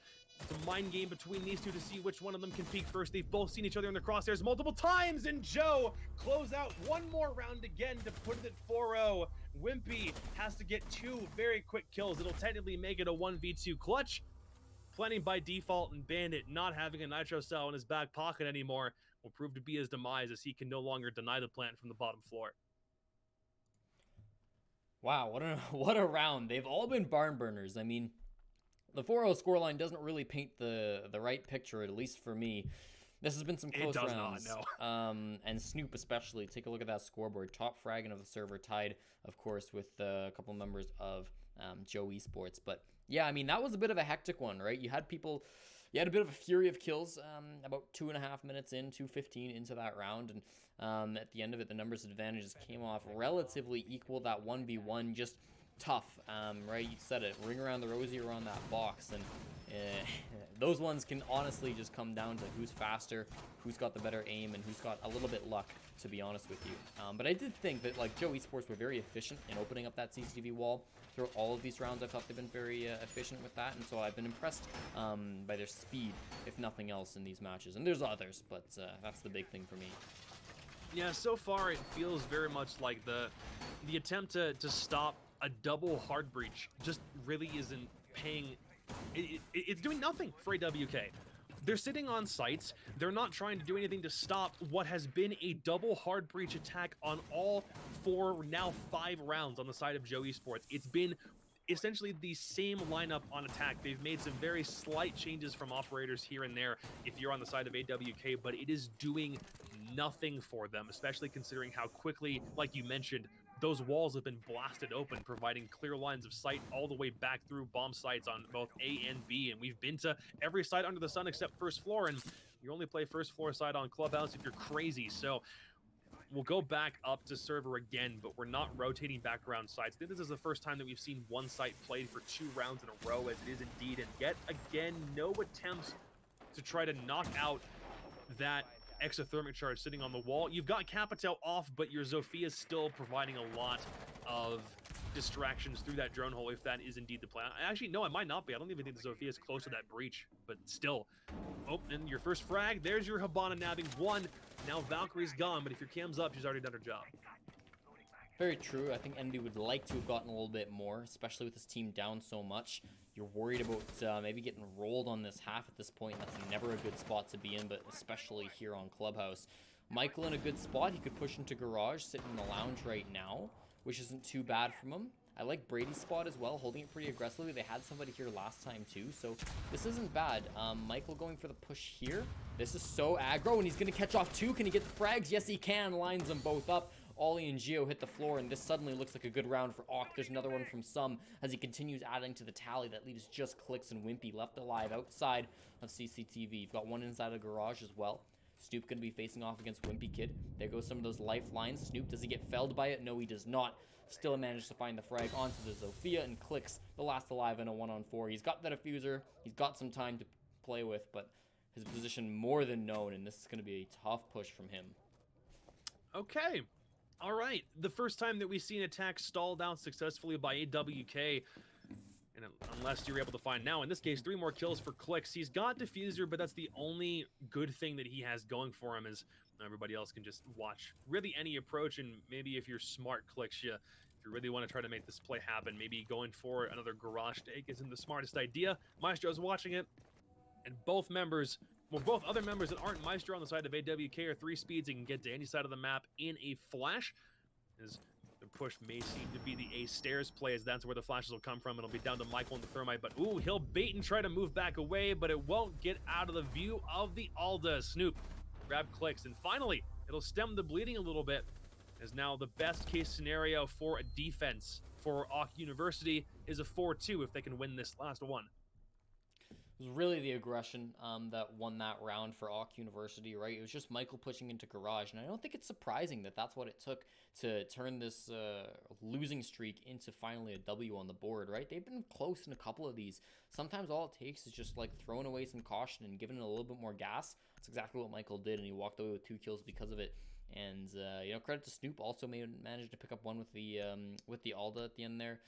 Really impressive. So they take CCTV, their second try at it, and they'll head down to the basement for their final round.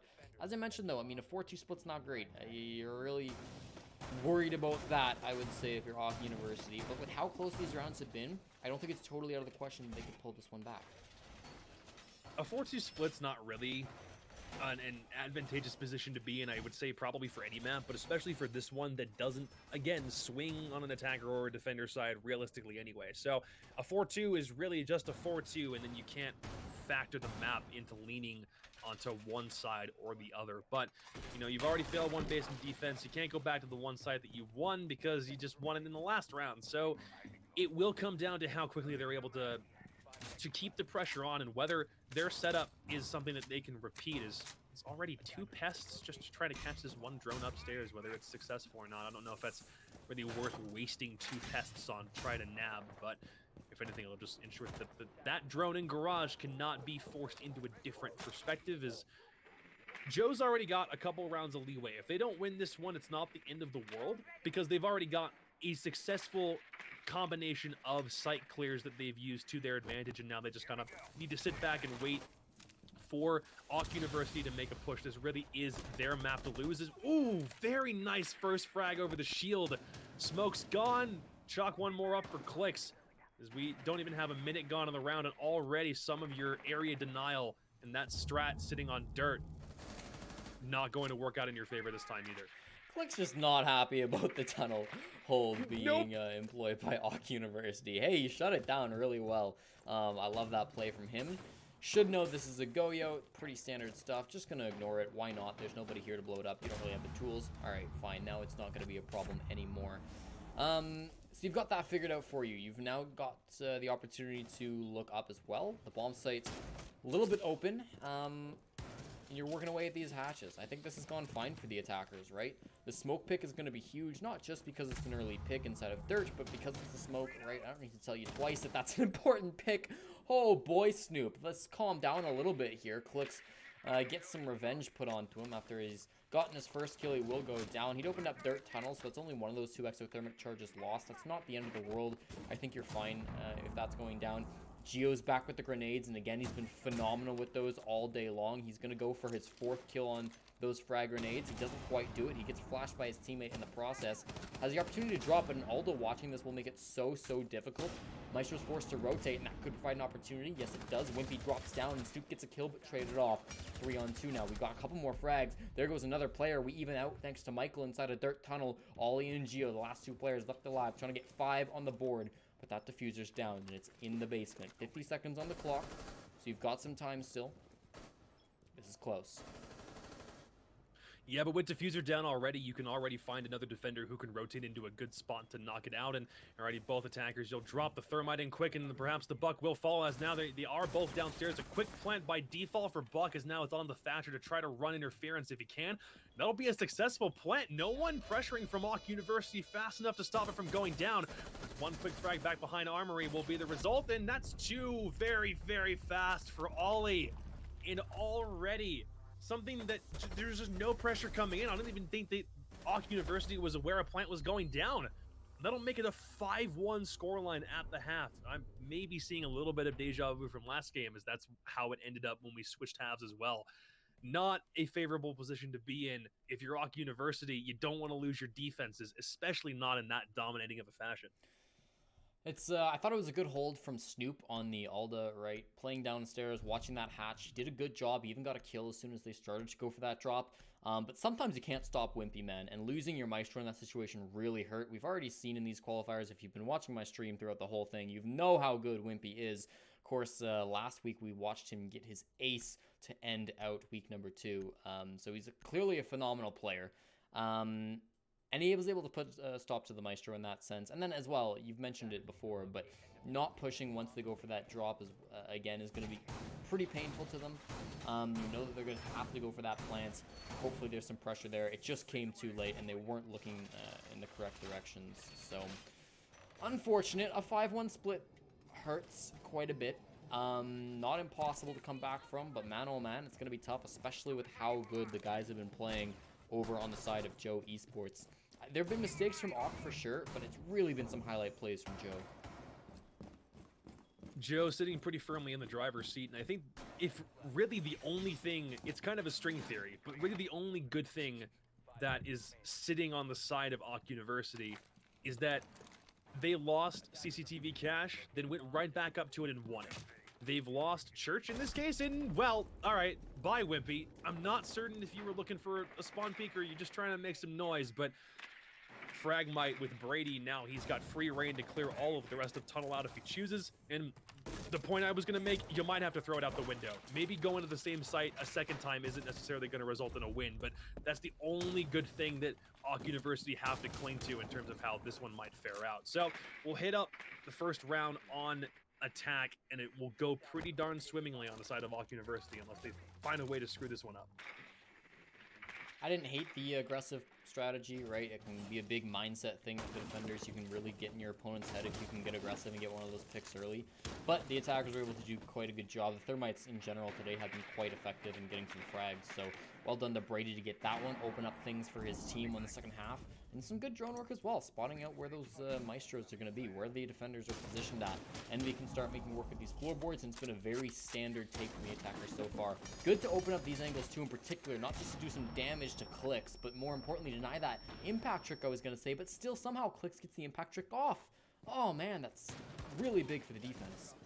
Yeah, and I think at this point, you have plenty of time left in the round to still go for any number of attacks onto a site as you want. You've got enough space opened up, tunnels open when you want to make a push through that side, and you're now starting to really swallow in the rest of the defenses. There's not another roamer that's sitting around the top floor, which effectively gives all of top floor control back to Auck University in the event that they just want to start making their way back down. They've got hatch drops. They can use them literally at any time, and it might just be a matter for one more pick to come out or a little bit more intel before they're confident enough to make a push inside.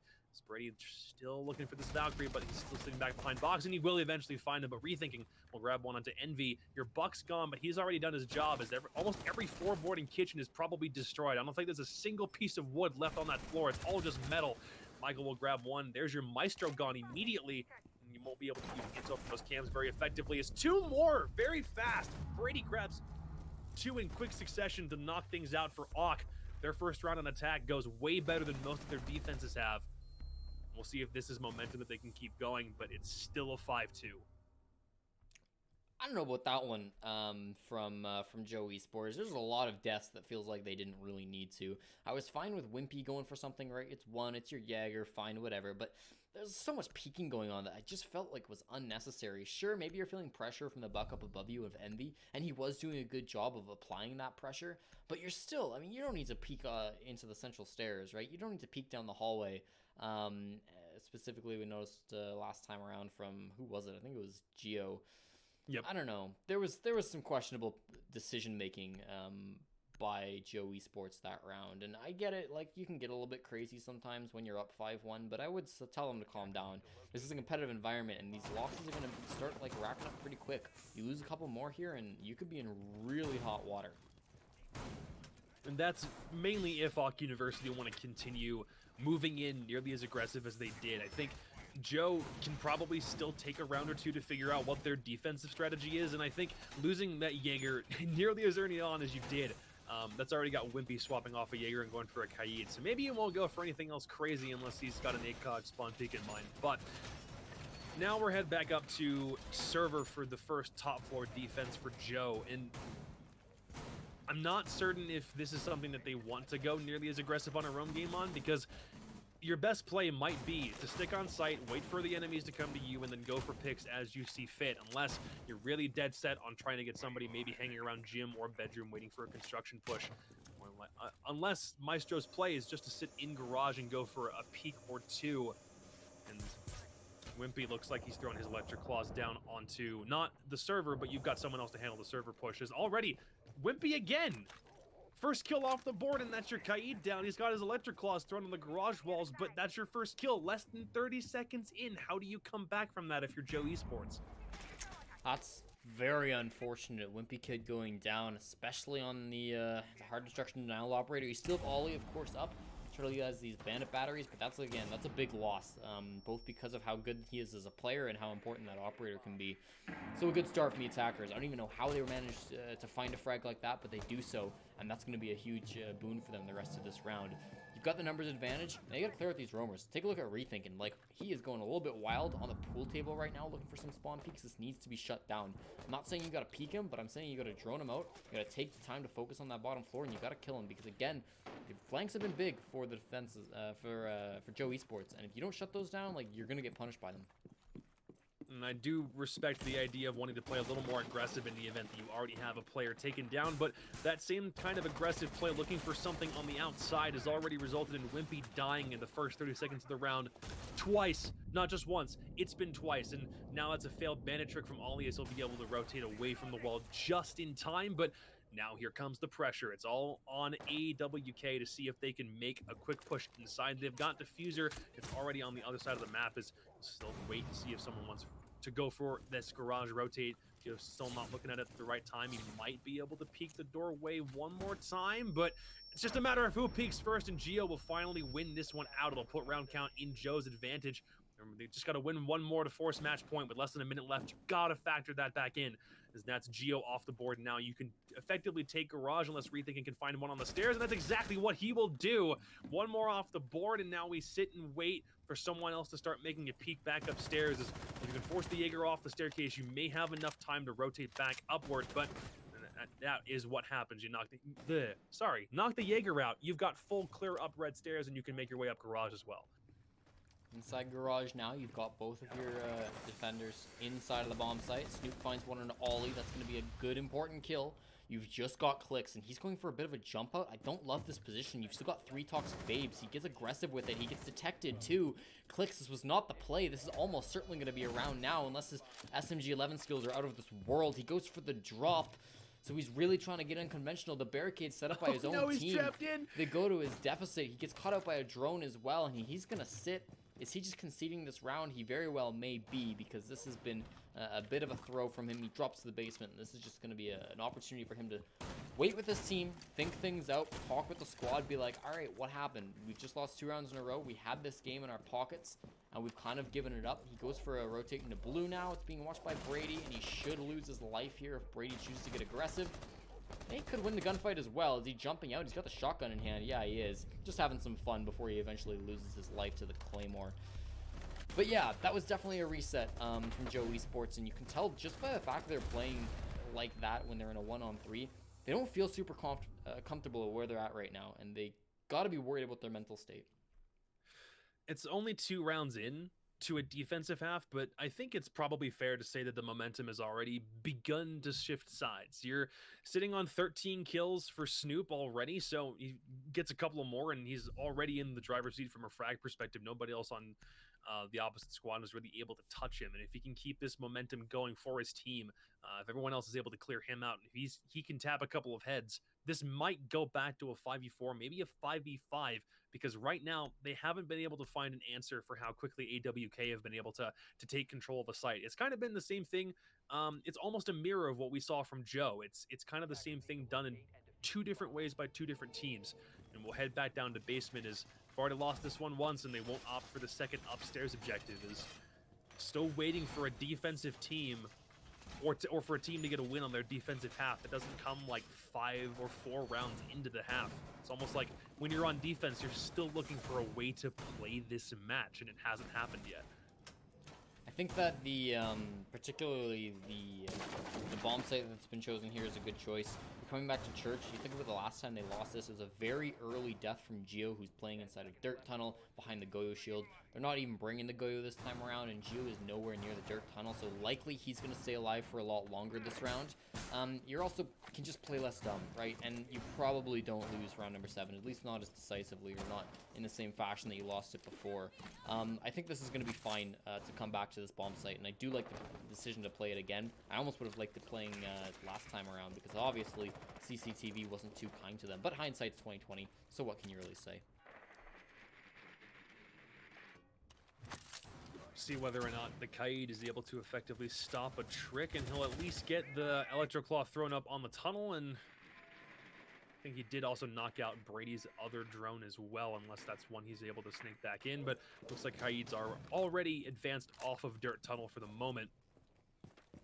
Still only 45 seconds left. There is all the time in the world for you to find some way to bust in if you're AWK, but does seem like most of the play, and this is Diffuser, keep in mind, so they'll take Diffuser and at least open up dirt, but whether they want to get super aggressive on a push remains to be seen, as now Kaid's already traversed all the way back into Armory, and the pressure will happen from upstairs. Diffuser is now been rotated away, so it might come down to getting it picked up and going for a kitchen drop as opposed to running back through dirt. Though you do love to see it sometimes. It does have a lot of effective play when it's used up. Though to be fair, dirt does kind of have a 50-50 chance of working out depending on how quickly you're able to clear the rest of the defusing team, or the rest of the defending team rather, outside of the armory bomb site. So a little worried about how slow this started off, but the kitchen play has always been there from Envy, and again, he's doing a lot of work on these floorboards. Not quite the same pressure, and you can tell there's not quite the same eagerness coming out from Joe Esports to deny these hatches from being opened up. They haven't really gone for too many aggressive impact tricks. They've learned their lesson from last time around, and that's really important. Clicks is going to be the first one to go down. He's not finished off just yet, but again, the Maestro being gone is huge. Snoop and Envy clean up a couple of kills, and that's going to make it a 2-man ad. Quickly answered by Ollie. Headshot onto Snoop, so you're still back into a little bit more favorable position if you're the defense. Here's a big drop from Michael. Can he get the frag off of it? Looks like he can, but he's just a little bit too slow, and Ollie able to escape. It's Wimpy on the other side of things, I should say. He's got some pings in front of him. He knows there's someone behind, too. Eventually, the push from Michael comes through. He's able to find the frag onto Wimpy Kid. That leaves just 2 up. Geo not going to survive for too long. He goes down as well. Ollie now in a 1-on-4. Things go from bad to worse as they lose round number 9, 3 in a row, and this is starting to spiral here, Jacob. The full comeback is already seeming like it's in full effect, and we've only been through 3 rounds on a defensive half. For Joe, you're right. They're not going after these attempts to stop hard breaches or going for impact tricks with nearly the same gusto as I think that they were when they were playing on attack. It's almost like they're trying to hold back and maybe play more conservative. But I think my biggest thing is I don't understand Geo playing Maestro for the past 3 rounds, and every time he's killed, it's almost like he's a confused kid. He's a deer in the headlights. He doesn't know where he's supposed to look because there's 2 different members of AWK that are going to come straight back in and clear him out before he's able to really make a difference. I wouldn't be surprised if the kills that he's gotten this game haven't come from his play on the defensive half, and having a Maestro still be on the board despite not having an Echo or a Mira in play, it makes it's difficult for me to figure out why it's not working for Joe through 3 straight rounds if you still have that powerful of an operator on the board and it's not working in your favor. They'll go back downstairs to basement, but something in their case needs to change. It might be Geo swapping off Maestro. It could be a castle pick. It could be a Vigil, which we just kind of see out of nowhere. I'm not certain what the play is now, but for the moment, something on Joe Esports needs to change, if only from a mentality perspective, if they want to pull this one back. They're not in a position to lose another game in this qual. This is the right play. I love this defense from Joe Esports. So you lose the first round because you get way too aggressive and throw your lives away. So the second time you defend on Church Arsenal, you're going to play it a lot more passive, right? You hold down. No kills get exchanged until the last, 40 seconds of the round. But you still lose. Why do you lose? Well, you lose because there's so much pressure up above you. Envy's been ripping through those floorboards, and you haven't had a good answer. So what do you do to answer a guy who's just attacking your floorboards so aggressively? You play Vigil, you get aggressive, and you can already see Snoop's taking a bunch of damage. Envy drops, but there's people above him. Wimpy with the shotgun on the double kill. You gotta get aggressive, and now with so much passivity coming out from the defenders, or attackers I should say, they're not aware of all the defenders who are upstairs and just tearing into him. Brady in a moment is left in a 1-on-5, exactly as I was talking about. The roam game so huge because it's finally coming out. Never utilized before. Wimpy can run away. He knows that he's put his team into a 1-on-5 after some fantastic shotgun play up above. Ollie still has an opportunity to roam around up there if he so chooses. And Brady, what are you going to do for us here, bud? I think that's probably an example of overconfidence on the side of Ak University. You've already won a couple of rounds. You've won 3 straight on an attack, so you figured, screw it. Let's go ahead and just go for a full bum rush. But at the same time, it's a really sneaky play. So good. I mean, props to Wimpy for managing to pull out a double kill with some very smart shotgun play, as you mentioned. But I think you've already got 3 rounds under your belt, but you got to remember, okay, Geo, goodbye, and Mozzie. We clearly don't need you anymore because now it's still a 4v1. Just out of context team kills like that. There's nothing more that I love in this game when it comes to competitive teams just wanting to beat the hell out of one another when push comes to shove. If he can grab one more kill in Moto, that's just where the Thermite is sitting. Whether he's trying to make a serious play out of this or not, I don't know, but he doesn't have Diffuser. Let's see if Ollie can go for the pick. No, Brady will still find another one. Wait, this is 2. This might actually be a winnable situation. If Brady can find 2 more kills, it's not to be. All right.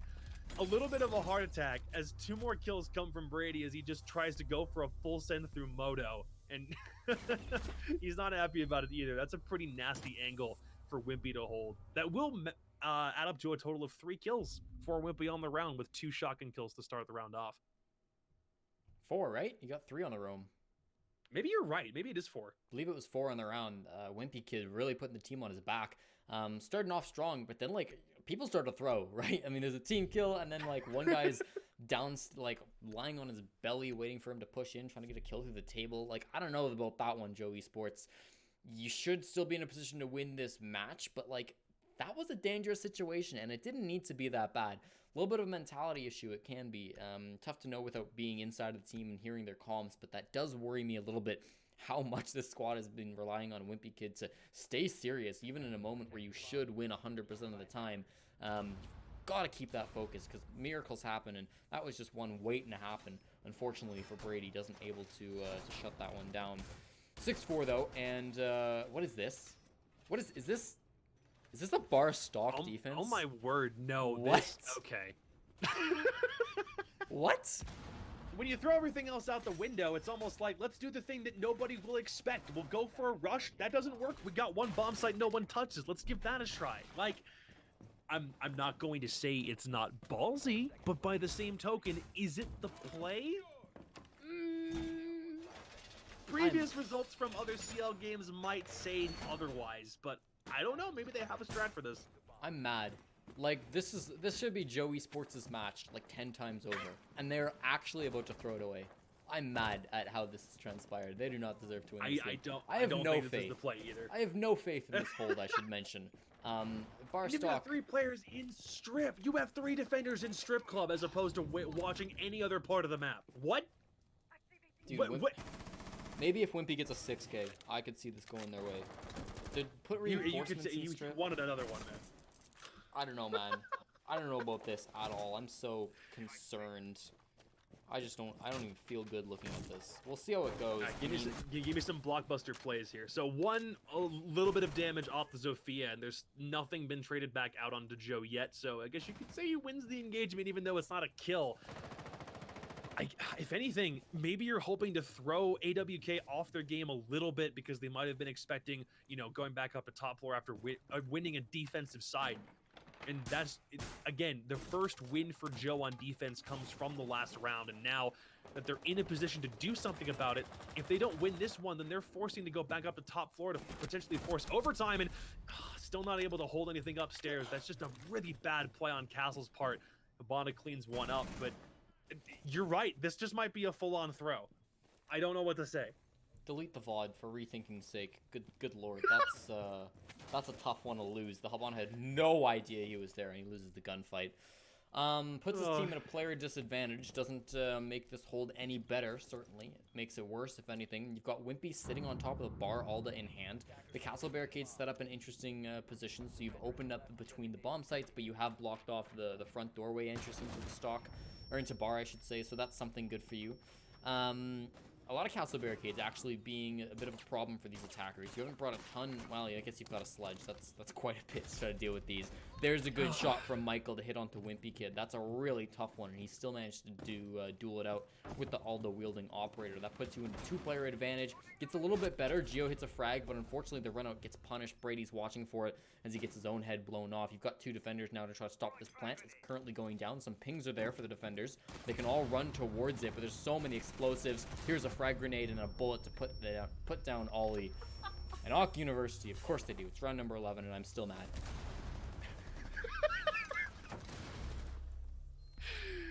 Oh, the pure throw. No, yeah, okay. Joe, we need to have a long and serious talk. That wasn't the play. All right? That was not the play. So I think you're right. I think for rethinking's sake, and I think probably for all of Joe's sake, we can kind of forget that round happened. It's almost like they just gifted them another point. So now we'll sit on match point, and this is the difference maker right here. They'll head back up to CCTV. They haven't won this bomb site. They've only won downstairs, but they still cannot go down to basement for the entirety of this half unless we end up going past regulation. So we were right at the beginning of this game. We did say that this one would be a little bit closer than Slaughterhouse OTF because these two teams, from a leaderboard perspective, still are closer to one another than those two teams were in the first match. But when it comes down to the wire, I think you're not really in a position to make boneheaded calls like that. You're not going to put yourself up by a point by making a call to go to a bomb site that is advantageous for you in zero way. On Clubhouse, you just don't touch bar. You do touch CCTV, but now you need to be exquisitely careful with how you approach this defense. Otherwise, that round could very well come back to bite Joe Esports in the butt. I don't know. It's a risk play, and it's always going to be a risk play going to bar.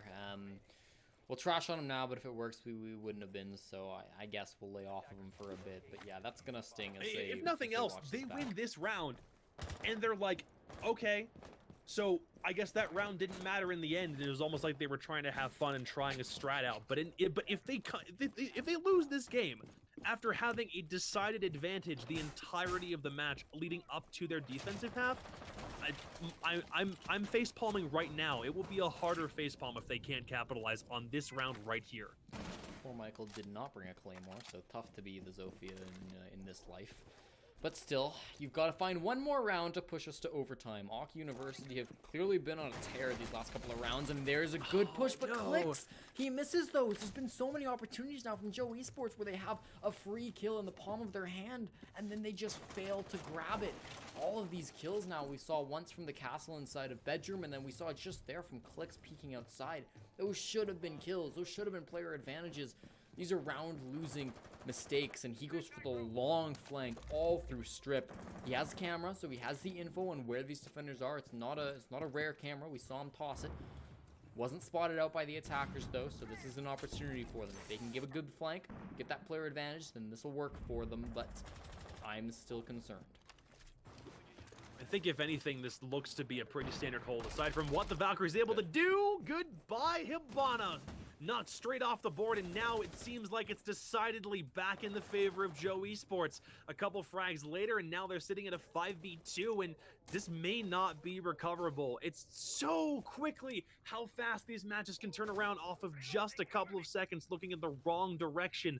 And that kill from the Valkyrie all the way on strip might have just been the thing that helps win it in the end for Joe Esports. We can cast that previous round all the way to the back of the line. Is now rethinking. We'll clean up on Snoop. And Envy with basically half HP almost whiffs the shot, and now he's got even less. But he's considerably more alive than the Valkyrie is, but he's got less than a minute, and Diffuser is still sitting back outside garage, and he may need to cross that door. Yep, he'll need to... No, he actually doesn't have to. He can grab Diffuser and move back inside, but time is just not in his favor. And maybe he'll look for a frag and maybe go all the way up top if he can clear out server. At this stage, I'm not really certain. He knows what his play is. He hasn't even opted to go for Diffuser, and we can already see GG from Clicks' dead man's a dead man, so he doesn't need it. He can't do much else except type, and yep, that will basically clean things up. We won't surrender. Get him some.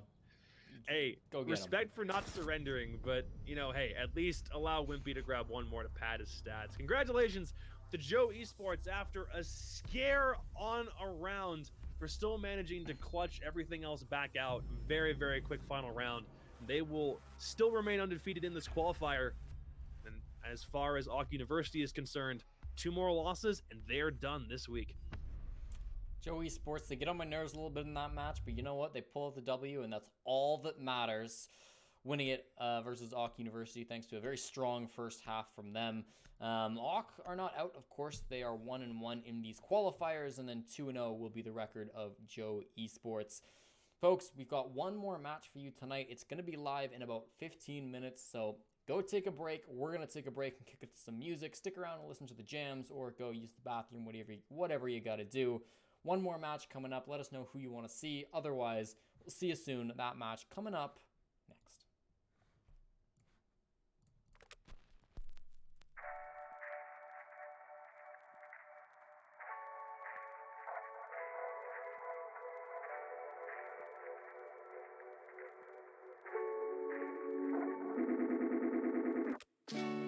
I don't understand what they want from me.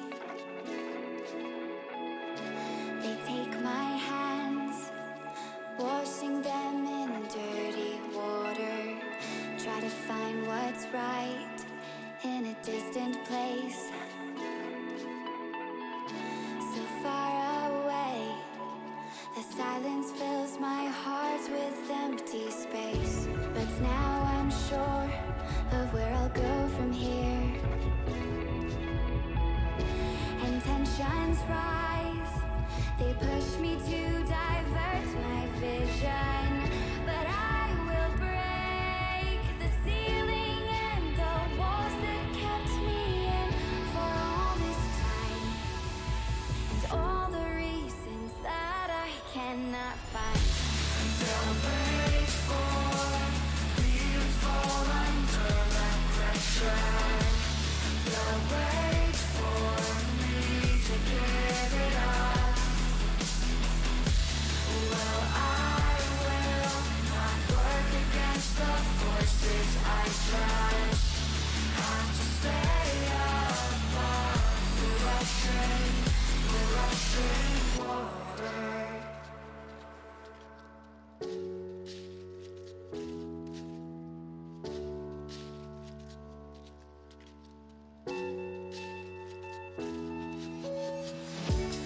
I will do my best to keep myself composed. It takes a lot not to overload. They can't tell me what is right for me. I just need peace of mind and my ability. But no one said that it would be this hard. You can't force it, but you'll play your part. So I will run until I reach the end, and who knows where I'll be. But all I know is that we'll start again. They'll wait for me to fall under that pressure. They'll wait for me to give it up. Well, I will not work against the forces I trust. Have to stay above the rushing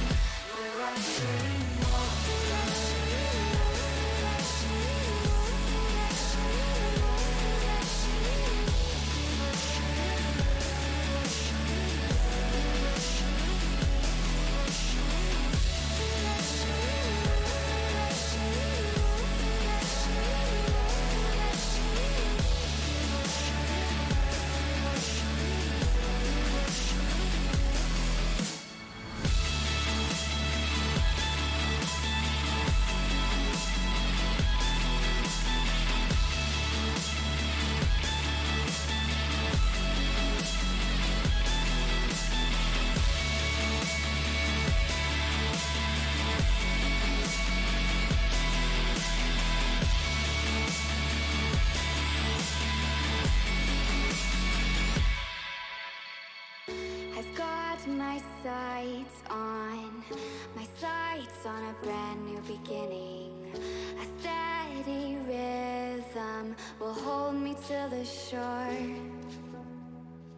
I've got my sights on a brand new beginning. A steady rhythm will hold me to the shore.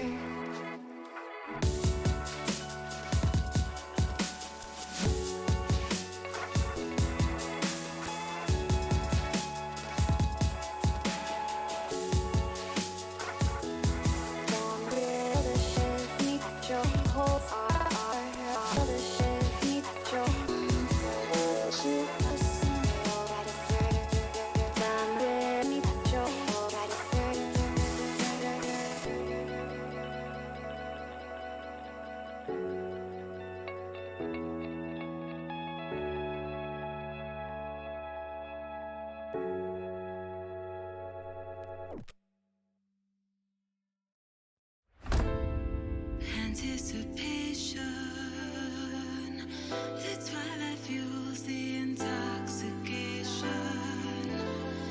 No hesitation, I'm giving into this sweet sensation.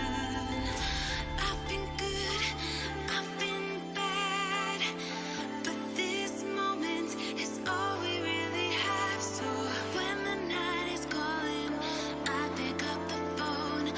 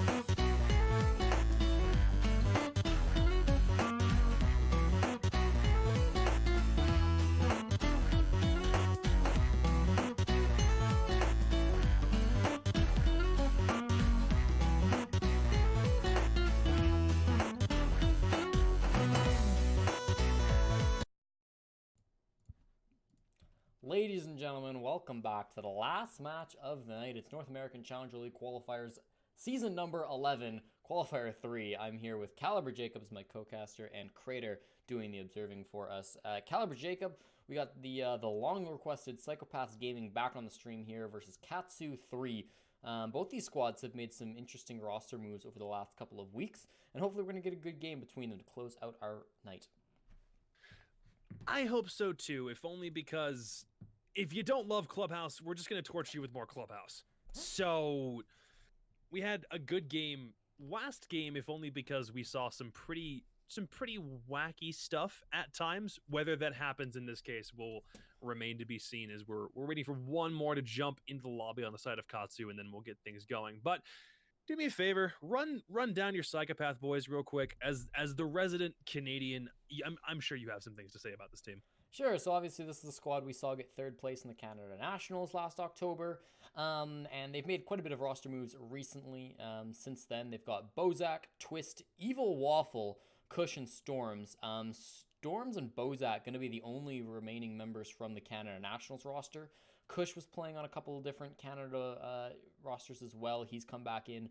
Twist is not a player that I've really seen ever, I don't believe. I didn't cast him in the Canada Nationals, but he is a Canadian boy, and so he's come in now to play for the team. And the big boy, Evil Waffle, of course, played for Team Canada in the Canada Nationals, and more famously than that, Disrupt Gaming and Pro League rosters in the past as well. He has been touted as one of the best support players of all time. I know Flynn really loves this guy as a friend and as a player. He really hypes him up. So hopefully he can do well for us. They're up against Katsu 3, Nog 6, Habibi, Rich, and I didn't catch the last one, but we're going to find out who it is as we go into Clubhouse. Should be Senior Makarov? Makarov, that's who it is. Definitely Makarov. Yes, yeah. That's the homeboy that's going to hold things down for the side of Katsu 3. Something that we mentioned a little bit before going on air is that this roster now has both. It's got Mr. Holiday Nog and Pixel, but he's not Pixel anymore. The man's bamboozled us. It's Rich. He's been that for a while. I just got my brain mixed up. I mean, to be fair, if you think Pixel, you're going to think probably, most notably, perhaps the guy who played for Luminosity Gaming earlier in the season for Challenger League Season 10. That's the same guy. Same guy. As far as I'm aware, same guy? Definitely the same guy. 100%. Yeah, he's got to be the same guy. Though, a little confusing. If you guys didn't know, he changed his username to Rich. I know, crazy, right? No one ever does that in Siege. Yeah. No one ever does that. Who's Copper? No, he's not Copper. That man's Tex now. He plays for Fnatic. That man's a great player. Anyway. Mira gets banned out as the first defender ban. Off of the board now. Capitan Maverick. This is exactly the same as what we saw from last map. Are we going to see the Wait for it Echo? to be Echo. Oh my Same god, it's order. deja vu. Same order, too. I wonder if we'll have 5 attacking rounds on both halves again. I wonder if they're going to go to first floor bar. Oh, God, no. No, don't do that to me again. Watch it happen. Wait for him to get mad and triggered again, chat. You get your wish, you get Psychopaths, but we could go first floor bar. If we go bar, I'm turning off the stream. All right, thanks, Dad. I appreciate you letting me work with you, but I understand if their tactics turn you off too hard. Sacrifices have to be made, all right? We can't just allow bar to be played all willy-nilly, okay? Punishments have to come out. You think I'm just going to let that fly? You think you can just run bar on my stream every time you want? No. Look, man, I would say Evil Waffle's back. Let him do what he wants, dang it. Evil Waffle, all right. Jeff is known as one of the better, hard anchor support players in Siege. If they're playing bar, a bomb site where the only semblance of a chance you have is to run around like a chicken with your head cut off and, peeking every angle you possibly can and just make it a gunfight, man, that makes it worse.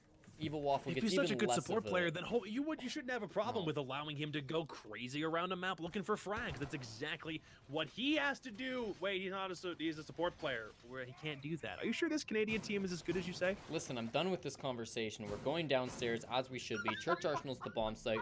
The operator selection looks relatively normal. I mean, you're not bringing a Goyo, which would be kind of nice. Typically, we do see that a lot of the time on Clubhouse. We saw it a lot in the last matchup, but that doesn't mean it's a necessity here by any stretch of the imagination. You do have your Mozzie to try to catch off those drones. Bozak on the Legion's interesting choice. Obviously a very powerful operator, but not one that's necessarily the most common on this bomb site in particular. Storms on the Jaeger has been a big fragger for the squad all throughout the months that he's played for them. And I'm interested to see if he wants to get aggressive, but more likely than not, he'll be playing sort of lounge on top of blue before he eventually goes back towards his teammates.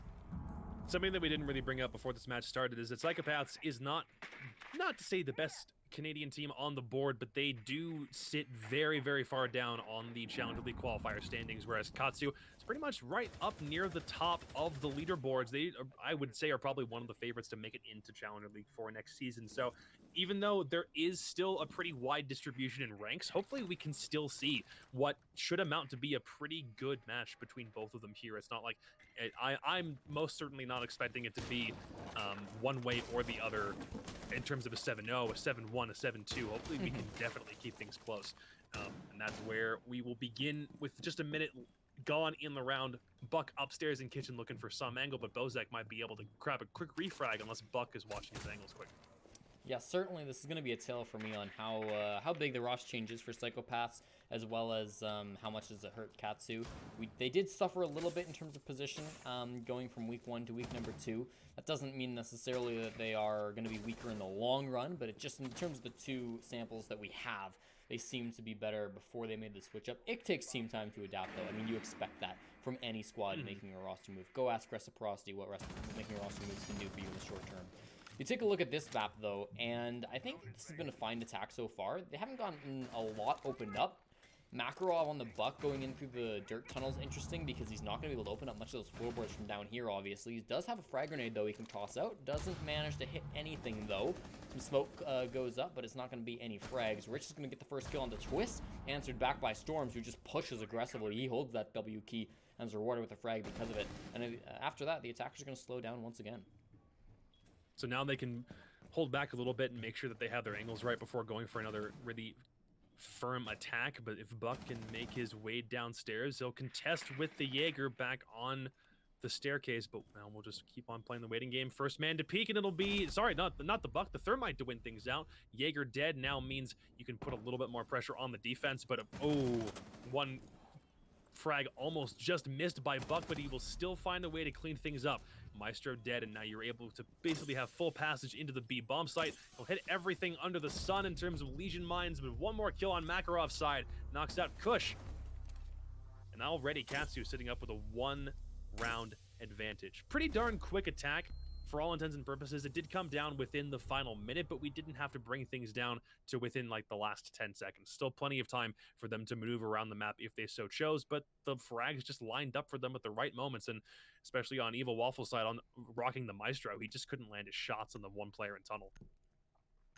So an unfortunate first round for the Psychopaths. They're going to get another shot at this, of course, as they choose once more to go to Church Arsenal. And again, I think that attack started off a little bit slow for Katsu, but clearly that's not them struggling. That was just them setting things up exactly the way they want to. Especially when you're attacking on Clubhouse, you're trying to get down into that basement. It can be tough sometimes to really rush on in. So you don't have to rush it in that situation. I thought it was fine. The execute worked, and that's all that matters, right? You're winning your gunfights. You're losing a couple of players here and there, but overall it was good play by them. Didn't focus too hard on opening those floorboards, so you're seeing quite a different attacking style from what we saw in the last map, but it still worked out quite well. And just as a reminder for anybody who has not gone back through the qualifiers just yet to see where both of these teams have ended up, they're both undefeated this week. Neither one of them has dropped a map to their opposition throughout 2 games, and this obviously being the last game of the evening for anybody playing in Challenger League qualifiers. If one of them can end off, one of them will inevitably end off this series with a W in the bag and go up 3-0, unless, of course, we hit a 90-minute timeline, at which point we will have to just keep it at 2 wins apiece for both squads. But it's not as though, if I'm looking back at my statistics right, one of them may have gone to overtime on the side of Katsu, but they did pull it out. So all in all, both teams have had pretty good showings, and through 2 games, you no longer have any expectation of, I'm still trying to shake off a little bit of rust, or, I might not be feeling up to my game today, because both of them really are. So this might really be their first true test of one another. First frag off the board is your Jaeger. He's got 1 kill downstairs by the garage roam, and first frag to start things off is just a Zofia. It's some soft destruction. You no longer able to utilize, but ooh, maybe one more quick as he rotates back up the garage stairs. Immediately now your Thatcher ban, but you still have both hard breachers left up. If you can find a wall that hasn't been hit by a Kaid charge, you still have a good shot of opening some things up. Storms is nasty, man. He's going to be running around that map and claiming the lives of the attackers. Already 2 for him. He's going to play a little bit safe now. Nog inside the dirt tunnel once more, looking for Kush, who's playing inside with the SMG-11. He's got some toxic babes. Wouldn't be a bad idea to start using some of them here to slow down the attackers pushing through the tunnel. Gonna go for it, and really well timed by him. You could push the smoke aggressively if you're Nog, but I think it's a smart idea to back off. You lose about 25 HP, but at least you're not losing all of it. And of course, you run into a shotgun or an SMG-11 at that range, it can be bit of a difficult spot for you. Of course, that's a shotgun in the hand of Kush, and we'll see if he can get aggressive. Again, there's a lot of other fighting going on right now. Makarov finding Twist, so that's going to be the Kaid not able to pull off any more tricks as he's sitting down into the basement. A nice pick off by him. And Jaeger has already opted to rotate away from any sort of garage hold, and he's already now back down in the site, waiting for more attackers to push back down through, but still full tunnel control. The smoke has continued to deny, but that is at least 2 toxic babes off the board, and he's got Evil Waffle to join him inside. So you're not able to find a lot of angles unless you're Makarov and Habibi both with 1 kill apiece. You've got now full control of dirt as everything in that side of the map just falls apart, and it's all on Storms again. 2 kills upstairs are the only 2 that his team has, and he won't be able to clean up another one as Nog will find Storms, and that'll put Katsu on the board themselves. Actually, no, this is their 2nd round in a row. Nothing for Psychopaths has worked thus far. It's just a very quick take through tunnel, and that'll lead to Psychopath's demise. Yeah, that one's kind of a blink and you miss it situation. It's easy to sort of get caught up on what even happened that round. I think Kush not having the strongest of holds inside of the dirt tunnel certainly hurt them a little bit there. Nog, again, huge credit to him to be able to push on through there. And then just walking down those staircases. Sometimes that's all it takes. Clearly the information's there for Katsu and the communication there as well to be able to coordinate with your team like he's here, walk in and shoot him. And they do exactly that. The aim has been totally on point. 0 kills you saw on the scoreboard across the entire Psychopaths roster other than Storms, who currently sits with 3 kills to his name, which isn't a bad record if the rest of your team was on the scoreboard at all. So it's a tough start from PKP, and are they in the basement again? Looked like they were. That's no, worrying. They are. That's is worrying. The 3rd round in a row. Yeah, I'm not very confident in the idea of picking a bomb site for a 3rd straight time after already losing it twice. And I don't think that a single operator has been changed on their defensive side as well. I want to say it's the same unless... Nope, Bozak, I think, was running the Legion last round as well. Yeah, it's the same. So, ideas on trying to defend it for a 3rd time? Other than, we'd really rather not move off this bomb site until we've exhausted all of our options for trying to defend it. That's like the only plausible thing I can see working here for Psychopaths, is they maybe making 1 or 2 very small, very minor adjustments to how they play it out, but you have 2 upstairs bomb sites you can pick instead. Why not rotate to one of those? It's a good question. I don't know if I have an answer for you. Kind of feels like they're banging their head against a wall. Perhaps if there's a different strategy, right? I didn't hate it when, who was it, Joe Esports in the last matchup were doing the same thing. They kind of kept coming back here, but they kept changing things. There hasn't been a lot of changing, right? Storms has gotten a little bit more aggressive. He's continuously to stay aggressive, and he could get a kill here onto 6. But no, it doesn't look like he's going to peek for it. He's going to play it a little bit more passive, despite having some of those audio cues. And here he goes. Free kill onto the Storms? Storms? You want to take this, buddy, or not? He's maybe waiting for someone else to roam back upstairs. I don't know if he's hearing someone else or if he's just... unless he literally didn't know that that was an enemy. I guess he just didn't see him. He was camouflaging with the bikes. He had his crosshair right on his head. How did you miss that, Storms? Dudes, okay, Psychopaths, their next investment needs to be glasses for Storms. That's what I've decided. So, I know the owner of Psychopaths, oh god, Makarov, it's a nasty shot on the Storms. They're also going to need him a new head, I suppose, to put those glasses on. But yeah, get that guy some glasses, because missing a kill there for free and then losing your life, not a great roam from Storms, especially after round number 2 when he had a fairly successful roam and got a couple of kills for his squad. If anything, all right, there's not much of a takeaway to be gleaned from that other than maybe just double check your spots again, because it's not as though he's rocking a uniform that necessarily enables him to camouflage, unless that is literally what the Zofia has been rocking. So kudos to you, 6. You're alive to fight another day, and the Jaeger is not, but will it have enough of an impact on the round for Katsu to storm their way all the way back and for Psychopaths to find their first round? We'll find out in a minute. Less than that is still remaining in the round to go, and the HP advantage is, oh, well, now it's firmly in the favor of Psychopaths, as there's the first kill, and Habibi is off the board. You're not able to drop back through the kitchen hatch now, and one dirt taken. There's still one more player to find, and Kush will grab 2 sitting in dirt, so this might be the first round for Psychopaths, unless Katsu can find a way to capitalize quickly on knowing where the smoke is sitting in dirt. And there'll be one very quick kill as Twist and Nog both find one apiece. But now you're stuck in dirt. You have diffuser control, but you need to push in quick. There's only less than 20 seconds to go. You've got Evil Waffle just waiting on somebody to pop right in. Unless he wants to find a way to rotate back out, he has not. He's got to know someone's sitting back in lockers, and I think he does. It's just a matter of where. A little bit of damage comes all the way from blue, but it will be Evil Waffle to finish things off. Psychopaths will nab their first one. So it's not to say that going back to the same bomb site for a third time doesn't work, because it does. It's just that you're still down by a round. Now you have to see how you can pull things back at a different site in round 4. Pressure on the dirt tunnel from Psychopaths was really big in that round. I believe 3 attackers ended up losing their lives in that tunnel. So that's really big. Again, there wasn't a huge change in strategy from PKP. They had Storms roam far up top. They had everybody else down in the basement. You still had the smoke inside of the dirt tunnel for a while. So it's not like anything was crazy different. It was just more effective hold inside of there. And I think it was a little bit more resources spent by Katsu. Could have just been because they lost a couple of players in that third tunnel. They decided to rotate some more in. At the end of it, though, I mean, Nog's in a 1-on-3 pushing from dirt. You got 3 different angles all looking at dirt tunnel. There's no way Nog's winning that one. And eventually he does get felled. So a successful round from Psychopaths. I guess all they needed was for Storms to stop contributing, and then everybody else gets on the board. Huh. If that's the secret to this round, then we could just be seeing him getting TK'd. Look, man, if you find a secret to success, it doesn't matter how many sacrifices you have to make to get it to work, right? I suppose that's some faith in the RNG or in the voodoo-ness. Look, man, Tony Stark gave his life to save the... Never mind, if you haven't seen it again, game, I'm not going to spoil it.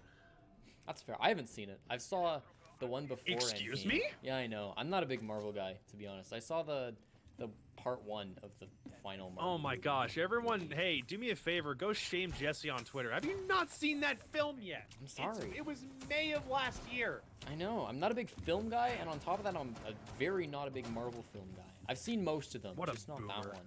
I What don't an know, dude. absolute boomer I move. don't know, Anyway, dude. the round started. I can't believe he's actually uttered these words out loud Joker on the was live good, though. broadcast. Joker was great. I will vouch for Joker being one of the best movies of last year. Thanks. Except for a couple Oscars too. Anyway, the round's underway. So looks like the plays will come a little bit slower on the Psychopaths are doing something that I don't think we've seen on Clubhouse. They're actually going to put a bandit charge back on the wall to go for a hard breach denial. That's nuts. You don't have a Capit's house. You can't throw a firebolt or anything back through the drone hole, but that's exactly what Sophia's going to go for. And the bandit actually may be caught right in front of the breach hole here. And he is. I think he was down by the exothermic. That's some really bad timing on Bozak's part. Tries to go for one bandit trick and will end up being futile as the wall is opened. But can there be a quick refrag? And at this point, there's already been a couple seconds passed. It doesn't seem as though a refrag is possible on PKP side. So we got glasses for Storms. We're gonna get a hearing aid for Bozak. Maybe they're just old, you know? Like, I met them at LAN. They didn't seem that elderly, but who knows? I mean, Are aging... all Canadians boomers? I'm sorry, I don't know this. I'm not one, so I couldn't ask. I know Parker is, but that's the only... I mean, True. Flint's homeless, so I guess that counts. Homeless boomer, is there a difference? I don't know. I don't think that we're a little out to lunch on that How one. many homeless people are on the streets usually? I think it's usually old people. Anyway, Makarov's got one, and Katsu will clean up with another one as Nog finds Storm, so Jaeger doesn't even need eyes, considering he doesn't have a working head to use them. We'll get a little bit more presence on the breach hole, and ooh, Evil Waffle just going straight up and finding a kill. I'm not even sure what Habibi was looking at if he couldn't find the absolute unit that is Maestro sitting right in front of him. Evil Waffle will now rotate back down to red stairs, and that's the only thing that he's got to focus on. He'll grab, ooh, one very nice kill on 6. He's got to rotate back up at the very top of red stairs, and Katsu will clean up pretty darn effectively. They'll claim another one and prove that whatever Psychopaths are trying to do on defense, it's not working. Let's see if they go back to the server objective more than once on this round. Yeah, that was an interesting one. Just a lot of peaks. Obviously, that initial kill onto Bozak was a strange one. I don't know if he like laid down himself in order to try to win a gunfight somehow there out in the open, or if he got downed by the exothermic charge. Either way, he died, and then the rest of the team died. A lot of peaks, I don't know, a lot of angles, and that can come from good aim, that can come from faster reaction time, that can come from information, and usually it's information in Siege, right? So clearly somebody's droning in on Katsu, they're making really clear calls, and then somebody's following up on that. So the coordination is there, and I think that's something in particular that we were kind of missing last time, right? This is a team we watched one match of last week, and there were some issues, there were some troubles. I don't believe that they won the match that we saw them in. That might have, I don't know what game that was, but there were definitely some problems, and they seem a lot better now.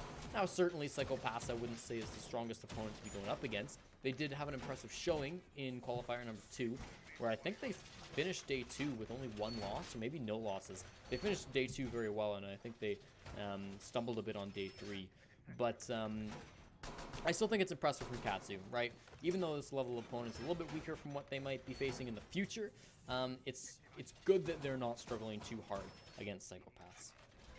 And I wouldn't even say that Psychopaths is just a weaker team, if only based on, you know, previous records. Having a veteran presence come onto a team, regardless of how their previous performance was, will do something to boost your confidence or maybe even boost your credibility. Having Waffle on Psychopaths now will probably do wonders for them that maybe we don't even know, because, you know, you have a lot of confidence, or there's a lot of reliability on his side, and that's the exact same thing for Pixel. The man's got Pro League experience, and bringing on 2 new players on Katsu, you would think that might be kind of a death knell for them, because that's 2 new roster moves you have to, you know, figure out really quickly and find out how to mesh with one another, and do you have the right chemistry? But so far, Katsu's not necessarily shown anything to suggest that those pickups are not doing what they need them to do. Operator selections have been changed up a little bit. Bozak moving to the Kaid, and then Twist picking up the Bandit. Don't hate that, just given how last round ended up starting, so this is fine. Good Zofia play from down below means Twist is going to have basically an impossible time bandit tricking, and to the credit of the attackers, he wasn't able to bandit trick, but still amazing headshot on a 6 means that they are going to have a player advantage, just a little bit better than that wall being tricked, so you're happy about that. Kush inside a garage sees one run right past him, but I mean, that was a good kill into the Zofia. Probably not one that most players would have attempted, but hey, it works.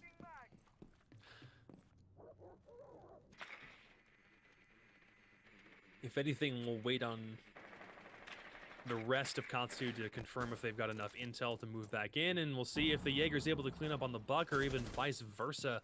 That is where the drone is taken down, and that's where the fight will happen. He just walks in with a frag grenade. Can he find the Krill quickly? The nade will force the Jaeger to move back away from the staircase to avoid just getting blown to but he does come back and just sit on the stairs waiting for another rotate back in. The Buck will just continue to work on the offices. Now he knows he basically has it clear, but here comes Storms again. If he can find him, he may have a free kill just sitting inside, but no, he will not. Makarov in the kill field will clean up, and now a couple kills do come out, and it means it quickly moves back into a 3v3. This is a little bit more winnable for Psychopaths, and you still have Evil Waffle up. You still have got the Maestro, and more hard breach denial as the Bandit will successfully trick. Makarov actually with a team kill. Nog off the board means you're already down in man count, and Makarov is definitely worse for wear. Sitting with Diffuser, they'll need to find a different way back into the site if they're looking for success. Abana's still back outside on the server breach, but it's not looking too great because you do have plenty of players who can clean up. Evil Waffle downs Diffuser down inside construction, and this may be a Psychopath's round unless a BB can pull something out of his back pocket quickly. Gonna pull some flashbangs out of that magic satchel, and oh, Evil Waffle will be the one to get the kill. Totally thought it was going to be the Bandit, but Psychopaths put another one up on the board and make it a 3-2.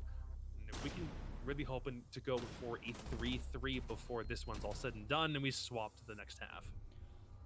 So a lot of things going the way of Psychopaths in that last round. Obviously, Twist kind of coming alive, getting at least 1 kill in the midst of things. That was a pretty important one too. I don't love the decision from Katsu to move the Diffuser over into construction.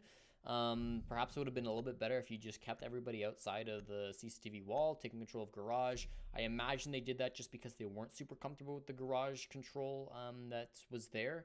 So they move things around, but then once you lose your player in the Diffuser there, of course, the 1-on-3, there's basically no hope for the last player, Habibi, to run on in.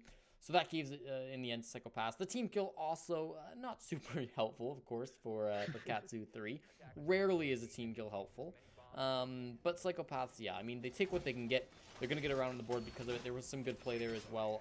Storm's not being so successful on the flank in terms of the kills, but was a notable distraction for his team. So I don't think you can downplay how that actually did affect the round and how it wasn't totally just him throwing his life away. I honestly think you're right. Whether or not it would have had impact is something we'll never know. All we can do is sit back, speculate, and hope that we were right if we say that it would have had impact had that round continued in a different fashion. But we'll head down to basement. So far, it's twice lost, once won for Psychopaths, but after going to it twice in a row, they finally win it the third time. This is probably the best case scenario for them. They feel as though they're most confident to go back to a side that they've already won. That's, I mean, regardless of Katsu already winning it twice on attack, hopefully this is where they're looking to make their last stand before they swap over and start attacking things themselves. But it may be the exact same play. I did think that Makarov was going to swap over from the Buck to the Sledge, but he just opts to 6-pick back off of it, going from one soft destruction operator to the next. Storms will continue to play a little aggressively on a roam wherever he can find a kill if someone wants to push back in through Garage or wherever else. He'll just sit on pool waiting for one. Ooh, yep, a free one if there's no vault in, but he just escapes back around the window, and he'll actually be the one to fall as 6 pushes in from the front door. The massive distraction from Nog punching the window open leads to your roamer's demise, and now everything on the top floor is essentially clear because there's not another member of Psychopath sitting upstairs. Storm's definitely struggling a little bit in these last couple of rounds. This is going to be the first one dead again. So that's not going to help his team out too much here. I'm again focused on the dirt tunnel. You've got Twist on the Kaid. There's no way this goes off. I think this is, yeah, that's going to be an opened up wall thanks to Nog. So he's got his entryway into the dirt tunnel. There's been a huge focus on dirt from Katsu every single time they've attacked this bomb site. And typically, whether they win or lose depends on how well this dirt push goes from Nog and the rest of the teammates that tend to join him. So will be interesting to watch him for the rest of the round if he ends up getting super far in there. So when Flash is going down, means a lot of people are blind, but no kills come out of it. Bozak managing to stay alive despite the lack of sight. He's going to stay down there. Rich takes a little bit of damage inside of the tunnel. Of course, the smoke playing inside of here. Kush is going to be a huge deterrent. Using that shotgun, half of his HP is gone, and he's going to fall to the floor as he takes down Rich. A 1-for-1 trade's not bad, considering that your player advantage is still going to be in the favor of PKP, but with Nog inside of there taking down Evil Waffle, that's going to make it equalize, and he gets the last player as well. Habibi is there to find Bozak, and this is all falling apart. That dirt tunnel push, always so important, and it finishes off with Nog getting the kill on Twist. So I'll pose you a question. It Sure. was something you mentioned right before this match started. You said Clubhouse is a pretty heavily defender-sided map. Oh, it's supposed to be. Are you sure? Because that's now two games that we've gone through that the attacking side has come out on the opposite end of that spectrum. They've got the lead heading into the half. Now the question is, sitting on defense, can they capitalize on how this map has been traditionally favored? Or is this just another sign of, from the coastline match that we casted earlier with OTF to now this one? Are we just seeing a whole spread of maps beginning to get flipped on their head as teams figure out how to attack or defend more successfully? Perhaps. I don't know if I would go that far. To me, it just seems like the teams that we've been watching have been just better on attack than they have been on defense. More so it reflects on the teams than it does on the map. You look at that last matchup, and I mean, it seems like that first half was just Joey Sports being better, and the second half was Joey Sports throwing far too many rounds. This half, it seems like, again, it's kind of Psychopaths in weird positions, right? They're not winning the gunfights that they need to be. Specifically when holding on this bomb site, like, I wish that we could have seen some more rounds where maybe Kush has like more like support behind him on the smoke, because he was getting kills. He just like wasn't able to kill 4 people barreling down dirt, right? So like maybe there needs to be just more players shifted around. It's tough when you've got a roster change and like things need to be gone over again and again. And you're facing a pretty good team in terms of Katsu, right? Currently sitting at 7th on the leaderboard, at least before the matches today started. So clearly a very good team. Who knows?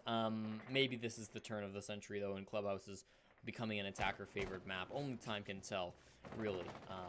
We'll see though. Coming into round number 7, again going to start on that Church Arsenal defense. You've got a bit of a roam happening from Makarov up top, and 6 as well. I wonder how long they're going to stay up here is my question. If they're not getting a whole bunch of pressure from top floor, the obvious answer might be as long as they possibly can. I don't know if anything is going to force them off a rotate unless they're dead. And in this case, because of the drone work that's being brought from PKP, it may be that they just stick around. I mean, they're rocking 2 Black Ices, 2 Germans, 2 3 speeds. There's just, it's a whole wonderful ball of roam presence upstairs that if they don't find a way to effectively clear out, I'm pretty concerned that PKP won't be able to establish any map control in this round. It really does come down to how those roamers play in. The Storms will begin to perhaps even recognize this. The Bandit is directly below him, and everyone will start to maybe make a push back towards the garage side if they want to start heading towards Oil Pit, and maybe even a little bit more towards the blue side of things. As now I do believe the Jaeger's backed off. He's all the way sitting in blue. It now just leaves the Bandit as the lone man upstairs, and whether or not Buck is able to catch him out, I think he's aware that someone's definitely here, but the Bandit hasn't moved all the way back in, and nope, he's all the way in Moto. So now all roam presence has basically been given up on the side of Psychopaths, but you still have all your bodies free. What can you do if you're Katsu to find a way to counter this? Again, the dirt tunnel is going to be a focus, this time for Psychopaths as they start to open it up. Habibi not playing it super aggressively. They don't have any electrical operators down there. Nog opens things up with a frag on a Storm, so another opening death for him. Going to be a bit unfortunate for him as he's flexed over to the Buck this time around on the attack. Twist playing with these floorboards. His teammate has opened up. He didn't do a ton of work to them before he died, but he has managed to make something for his teammates to try to use before he fell down into his grave. You've got 45 seconds on the clock, and this attack, again, hasn't really done a whole lot. Lost a player, you forced the roamers downstairs, which is good. You need to start opening up hatches and going for drops. Evil Waffle in a good position to walk into blue. He's utilizing those EMP grenades, of course, and then he's just going to block it off with a Claymore. Not a bad move. Protect your flank and then focus somewhere else. This dirt tunnel, I don't know what these teams' fascination with the dirt tunnel is today, but really it's a little bit to, on dirt, yeah. they want to send it. I mean, I can't blame them for it. It did work pretty well for Katsu. Here come the kills. Bozak, Makarov, Nog all pick up one apiece. Nog is the second of the round. Now Evil Waffle managed to shoot through the Goyo, and he hits the head of Nog, shutting down the menace that's been Nog this matchup. Evil Waffle gets followed though, and Habibi with the shotgun ends the round. Katsu 3 take number 7 and put themselves up 5-2. Yeah, the difficulty with a dirt take, which is again where Diffuser was sitting, and it's been the case for many teams that we've seen over the course of the past 2 hours at this point. The only difficulty with it is if you have a smoke sitting inside, the only way that you have to go is through the smoke, which oftentimes means you need to clear the smoke out first, kill the player who's rocking that operator prior to making a push down inside. And in that case, the Sophia had the diffuser, couldn't make her way all the way into the armory objective because smoke's just sitting right there at the entrance. And just like I said, the only way you can get through that smoke is literally by rushing through it and taking the damage and maybe not even knowing where the smoke is sitting anyway. So if that ends up being the play again, we'll find out, but you don't need to defend downstairs anymore. You head up to CCTV cache instead. Not a bad swap up. We'll see how they go this time around. They're playing pretty meta, no bar stock just yet, which is nice. Seen a lot of French in the chat as well, which makes sense because we're casting a Côte d'Ivoire team. Feel free to chat as always in whatever language you'd like, but if you're not chatting in English, then do just try to be polite and respectful and understand if the moderation isn't fully there, because again, don't speak a whole lot, don't parle a lot of Francais myself, so do forgive me if the moderation again is a little bit light when you're talking in French. I gotta reach down a little bit. And what's the French that I know?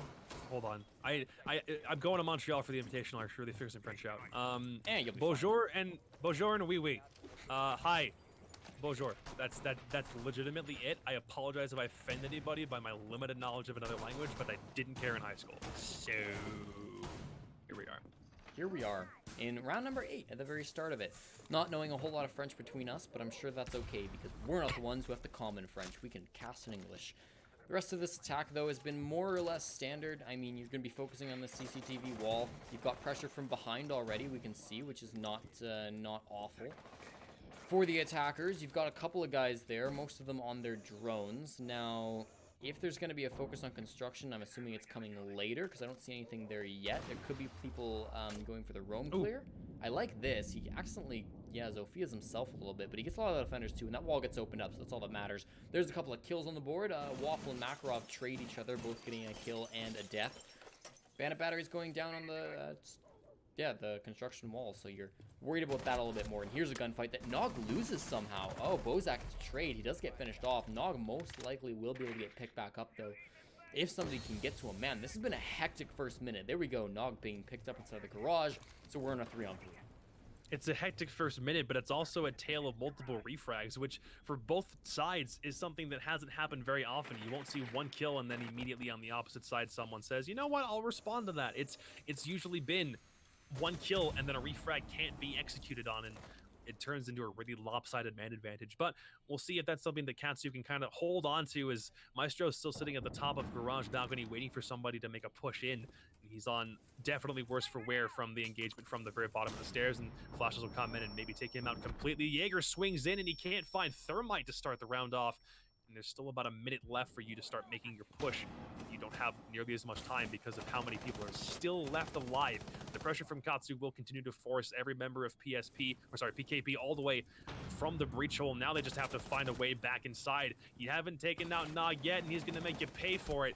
There's still 2 members left on the side of Psychopaths Gaming, but now Diffuser's just down, sitting in the middle of the breach. All you need is a couple of shots, and you can knock out so many players from Katsu right now. It'll be one quick frag, and there's just a Claymore. Evil Waffle gets one from beyond the grave, and now it's a 1v1, but Diffuser's still not in an advantageous spot. It's one behind server, and that's a BB. He's got a perfect angle. He can go for the cheese right through the bomb chassis should he need to. Maybe even a drone on Hibana's side. It just doesn't have enough intel to really make a push yet. It'll all come down to who knows who is where. 17 seconds to go. We'll continue to wait and find. He already knows that there's a playthrough bomb chassis. Pings continue to come through, and it'll be Psychopaths to clean up. Crush clutches the round out after being down in the 3v2. Sorry, I shouldn't have said Crush. That's not your username. I'm sure that's a different player somewhere in the depths of Pro League. Kush on the Hibana will find another one, and Psychopaths will do what they can to start equalizing this match.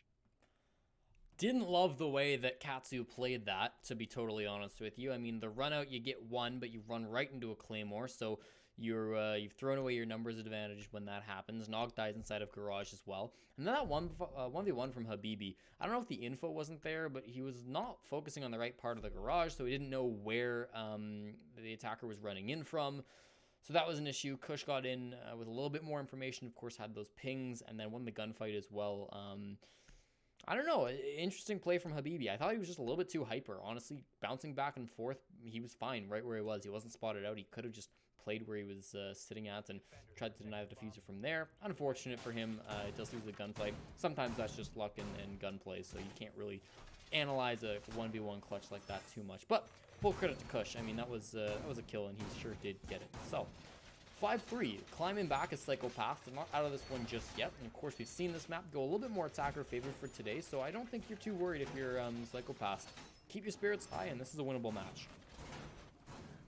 Again, I would still attribute that to having somebody who's got as much competitive experience in the game as Evil Waffle does. Managing, I think, one kill on the Claymore from last round of nothing else. I mean, if he was able to get a second one, then just having seen his name in the kill feed has to make you feel really, really good if you're any member of PKP.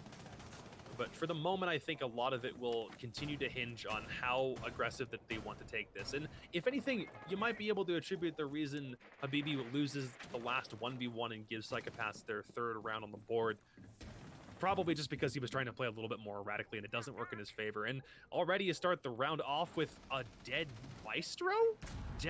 Excuse me? Where were you playing, Nog? That's not where you're supposed to be if you're a Maestro. That's too much to lose this early in the match. Yeah, that's definitely a misplay. I mean, Nog's been very good this matchup, but that was not one of his bright spots. So you lose your Maestro very early on. That's going to make Garage Control a lot easier to take from Psychopaths. So that should be something that they can accomplish relatively easily. 6 will rotate into the top of Garage, so now he's here, and Makarov's still down below by those mysterious camouflage motorcycles. Yeah. Still, though, we've got a little bit of flash grenades going on. This wall should get opened up. The bandit is long gone, no longer trying to trick that, and so it'll be successful open from PKP. Maybe going for a nitro back through the hole from Hibana's side, but it'll just be Twist going for the full-on entry, and it might end up just forcing Makarov back out of the site. Yes, indeed, it will. So even though you've gotten one kill, you're still not totally confident with how much space you've been able to create if you're anybody on Psychopath's side. One more kill, and that will equalize as Makarov nabs the Hibana, but that's not the end-all, be-all for the match. You still have your Thatcher up with one hard breacher left, and again, the bans from this match did mirror the ones from last match. We don't have a Maverick to try to trick any wall in this match. And at this point, I'm almost just waiting to see if Makarov can grab another one back through this garage door. It's like three members of PKP just sitting outside, and finally we got another one as Bozak will nab 6, and it'll put man and count decidedly in the favor after a flurry of bullets back in PKP side. Interesting Katsu's seemingly obsession with that first floor, throwing a lot of bodies down there just to get mowed down by Bozak. Either way, though, they still have a couple players and they can try to deny this. Rich is going in to get a little bit closer. Of course, the pressure in garage ever since that Maestro went down is going to be a dangerous proposition. Here comes Makarov and a beautiful shot onto Storms. Again, he's had no luck so far in the second half. Evil Waffle has his number, knowing the rotation as well. Aware that there's two angles he's got to play right now, so he's going to jump down and actually focus Makarov. Makarov isn't aware, and he'll get down because of it. In the meantime, Habibi finds Bozak, and that's going to tilt the kills back to an even point of 2-2. Here we go. Twist and Evil Waffle. Finishing off Makarov, not a big deal. Takes down the Valkyrie who's downstairs. Twist with a diffuser outside of the CCTV wall. He's got it in his hands. Evil Waffle rotating up. It's a little bit slow, but it's what he has to do to secure that Valkyrie kill. Coming in now, Twist is in the site, can look for these players on top of red stairs, but nobody's there in the Toxic Babes. Oh no, Habibi with SMG-11 finishes it off, and the plant's not there in time. Katsu 3 are going to win it, and they'll take it here in round number 9, continuing their lead. This one will push us right back into map point. Again, neither one of these teams have dropped a single match through this first part of the Swiss stage of CL Qualifier number 3, and I hate to say it, Katsu honestly probably needs the win a little bit more so than PKP.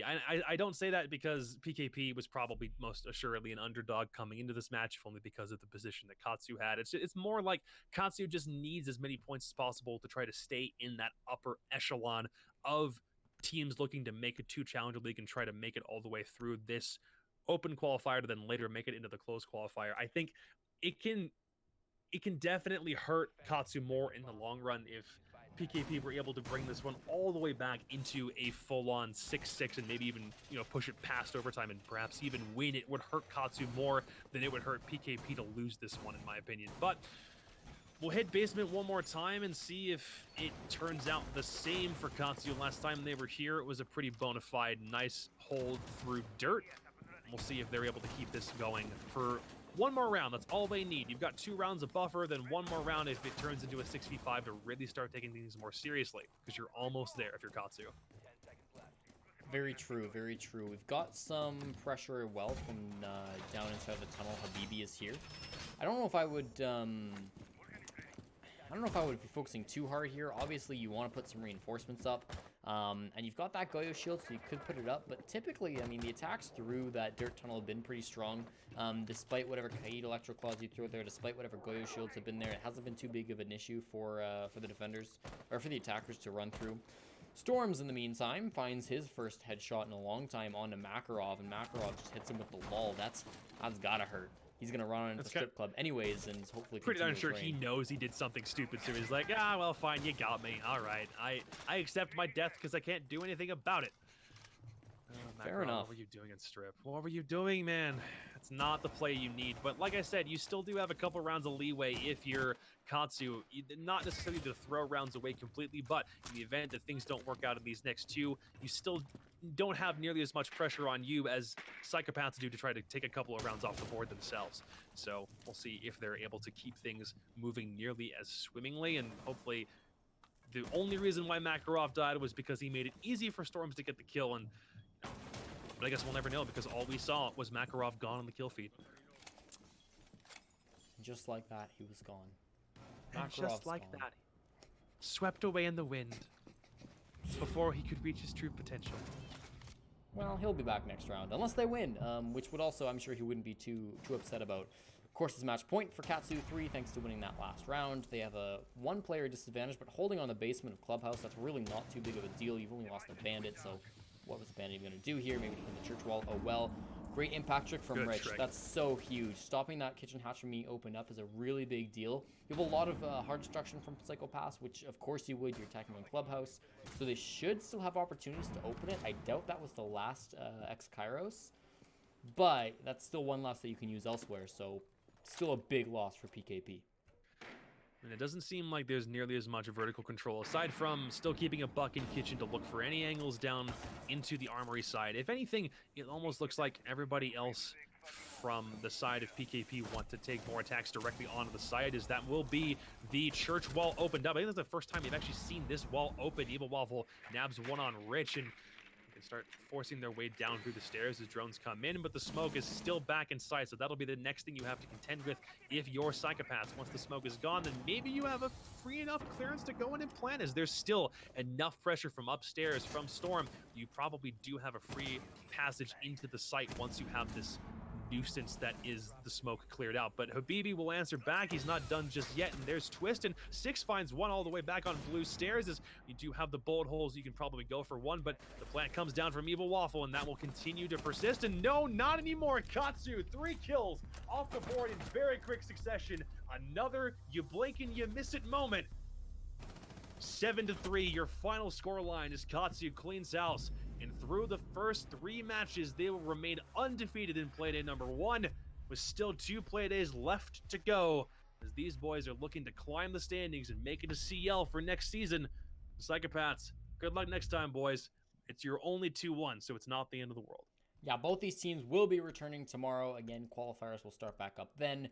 Katsu 3 take the win here today up against the French squad. We love them, but they couldn't take the W here today. Unfortunate for them. They'll have more opportunities, though, so fear not, all of you Psychopaths fans that are in the chat. There'll be more PKP to watch over the next couple days. So both these teams survive. 3-0 record for Katsu, 2-1 record for Psychopaths, and not a bad night for either squad. Nog really showing up for Katsu in my mind. He's a player that's had a up and down roller coastery career. Very high highs and very low lows from what I've watched of him over the past year, and this was a very strong match from him, so I'm really happy that he's finding success on this roster.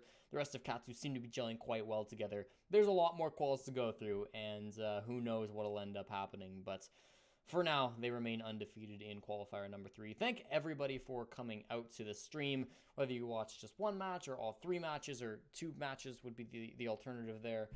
Thank you for joining us here. Jacob, thank you so much for hopping back on the cast with me. I had a really good time casting with you.